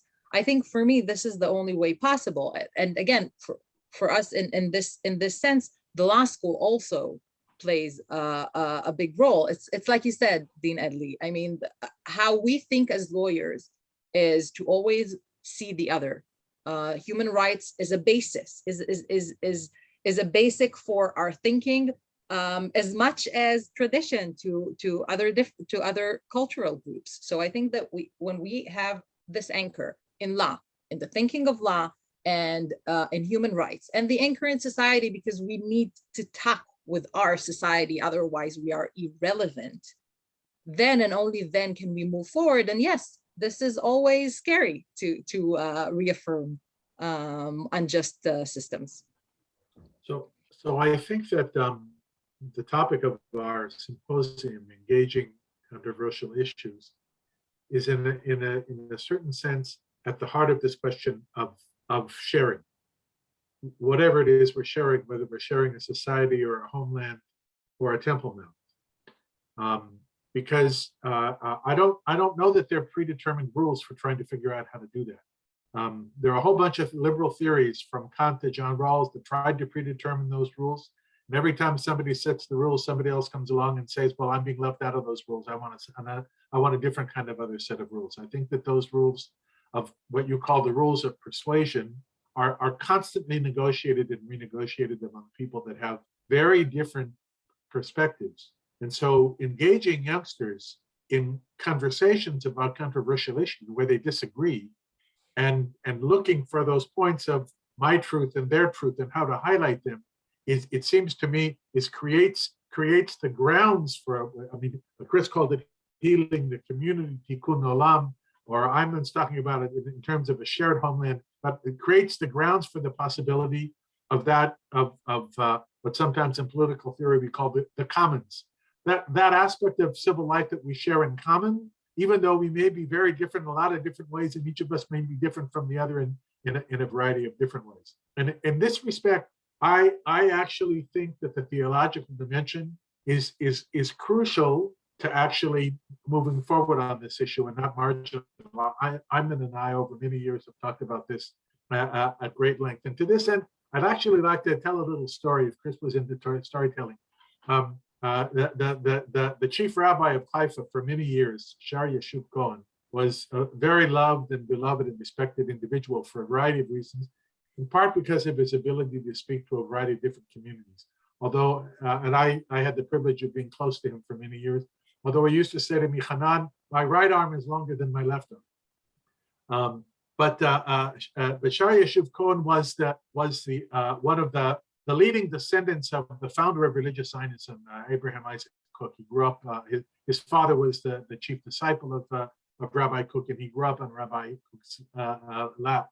And when the disengagement from Gaza took place in 2005, he was trying to encourage some sort of compromise and wrote a letter to the religious Zionist community suggesting that we needed to separate our view of redemption from our view of the creation of the state of Israel. And I actually found this appalling, even though I understood his sentiment. And the reason I found it appalling is because I thought he was separating theology from the political project, which I didn't think he could do. So I went to see him about this. We had a long talk about this, in which he wrote a famous letter to Sharon at the time, in which he did this, and it was published very widely. And he told me the following story, and this story relates directly to what Ayman said about Haram al-Sharif, or what some of us call the Temple Mount, and that particular element in the religious Zionist schools. At the time, there were people that were there were small groups of Jews that were trying to pray on the Temple Mount, which according to some according to some religious authorities is forbidden, and they were defying that, and others that were even thinking about setting up a synagogue. And he said the following thing to me, which he never he said, there's got to be enough room up there for all of us. There's got to be enough room up there for a mosque and a synagogue and a church. There's got to be enough room up there for all of us. I've never forgotten this. This was from one of the leading intellectuals of religious science. How is it that we can create this idea that there's got to be enough room up there for all of us? That I think can only happen as a consequence of conversation about things where we disagree, about things where we're different. I could come up with a whole host of critiques of Palestinians who have said this, that, and the other thing about the Temple Mount. And I'm sure that Ayman or others would come the other way. I'm not sure that that will get us very far. Whether this critique, that critique, or the other critique will get us very far. The question is, how is it we can find a place for all of us up there? I don't know the answer to that question, but that requires hermeneutic theological courage. That can only happen if we can begin to have conversations with one another, which is how our conversation began today. How we can help young people learn to have conversations with one another about things over which they have deep, profound disagreement. That's, I think, perhaps the great educational challenge of our generation. I would like only to add one thing about the question regarding the ideal normative model. And I think that from a perspective of educational policy makers, so we should be very humble about that, because the issue is that the political arena is debating about the normative ideal model.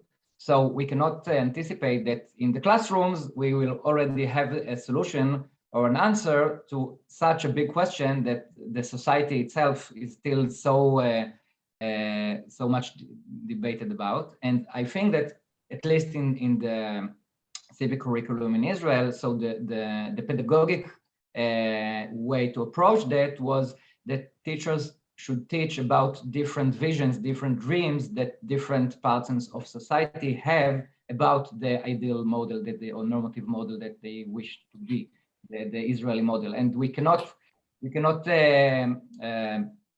think that teachers can have like the right answer to that question to teach their students.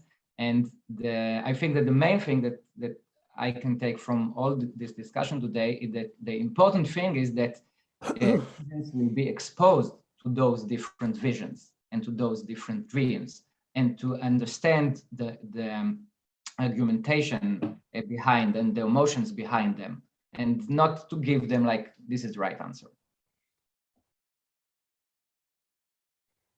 I think another thing that's another sort of concept that may be useful in this question of how we go at each other to resolve differences and disagreements. I think it was Masua who made the point earlier that lawyers often think about procedural matters for resolving complicated questions. I mean, I always teach my students that this is in part kind of trying to avoid substantive questions that are too difficult. So let's think about a good procedure. I mean, why do we believe in, when the jury comes back and says, I'm guilty, why do people believe that? It's not because they know the jurors and have confidence in their judgment. It's kind of like a commitment to the principle, to the idea that that's a good procedure for discerning truth. It may not be empirically true, but we have this confidence in the procedure. And I think that the procedure that we use for kind of reconciling the views of different kind of Republican communities is politics. And I think there is a question, though, of when politics is a procedure for reconciling disagreements in order to decide which path to take, versus politics as a tool to sort of reify differences and exert power over those with whom you disagree. I think when officers are trained in the militaries around the world, they're taught about rules of engagement and how important it is to be clear about what the rules of engagement are. I don't think we think enough about rules of engagement for the conduct of our politics. But I do think those rules of engagement should be part of what it means to be an American. That we have some guardrails to try to keep us on a path towards healing the world, rather than have a politics without guide rules that can deepen the divisions in the world. I would elevate it to almost a moral imperative. I think there is a moral imperative to try to understand your opponent. That's just basic. Otherwise, we're back in caves battling with that clan in the cave on the other side of the hill. And we have to be better than that. And I think understanding what the other needs, what the other prefers, and the differences in that, I think that has to be one of the things that civic education provides people. It's like, look, the problem of how to deal with a tension between feeling safe on an academic campus versus having freedom of expression on an academic campus, that can't be resolved. You need procedure about how to engage in it, and hope that people, if they can't be confident in a particular solution, they can be confident that the procedures are in some sense fair, even though from kind of a Rawlsian behind the veil perspective, you don't know what side of the controversy you're going to be in. But you do know that you want the procedure to be fair. It seems to be the last point I want to make is Adar mentioned the word humility. I think it was Adar. And I think that's kind of, to me, that's an aspect of searching for the kernel of truth and what the other side is saying. If we can teach people, everyone, the importance of having a certain amount of humility about your own values, about your own views, then that's certainly going to be an important ingredient for strengthening civil discourse. And the opposite, I mean, this is the danger in any form of orthodoxy, right? If the orthodoxy is a matter of, if an orthodoxy denies the humanity of the outsider, that's problematic, to say the least. So I absolutely believe that Israel should be a Jewish state, not as a matter of theology, but as a matter of historical justice. But the big question that remains is, what kind of Jewish state? And is there any room for accommodating values which may seem, at least initially, as being contrary to having a Jewish state? So the humility is what leaves open the possibility, the continuing discussion, it's Israel, argument about what it means to be a Jewish state. What must it mean as a matter of historical justice? And what aspects of that character are negotiable? That's it. That's all I got. I'm sorry, I think we have to conclude because this is, we promised our audience that this is where we do conclude. And we're running a little late, so I'm gonna close it. And I hope we can find another time to continue this discussion because I don't think that was the conclusion of it. But it's been an amazing discussion and I want to thank all of our amazing panelists for their contributions, our partner in the Graduate School of Education for its collaboration, and our audience for joining. And before we close, I want to flag 2 upcoming programs that are happening very soon at the Helen Diller Institute. On February 22nd, next Tuesday, we hold our annual Robbins Collection Lecture with Professor Amanda Bekenstein-Mabuvi, who is Vice President for Academic Affairs at the Reconstructionist Rabbinical College. And her talk is entitled Reimagining Diversity and Jewish Belonging, A Journey Through Genesis. And then we will continue this session 4 of our year-long series on civil society and plurality in Israel. On Tuesday, March 1st, Bar-Ilan Professor Elisheva Rosman-Stolman will be joined by UC Berkeley Professor Ronit Stahl to discuss gender, religion, and the military in Israel.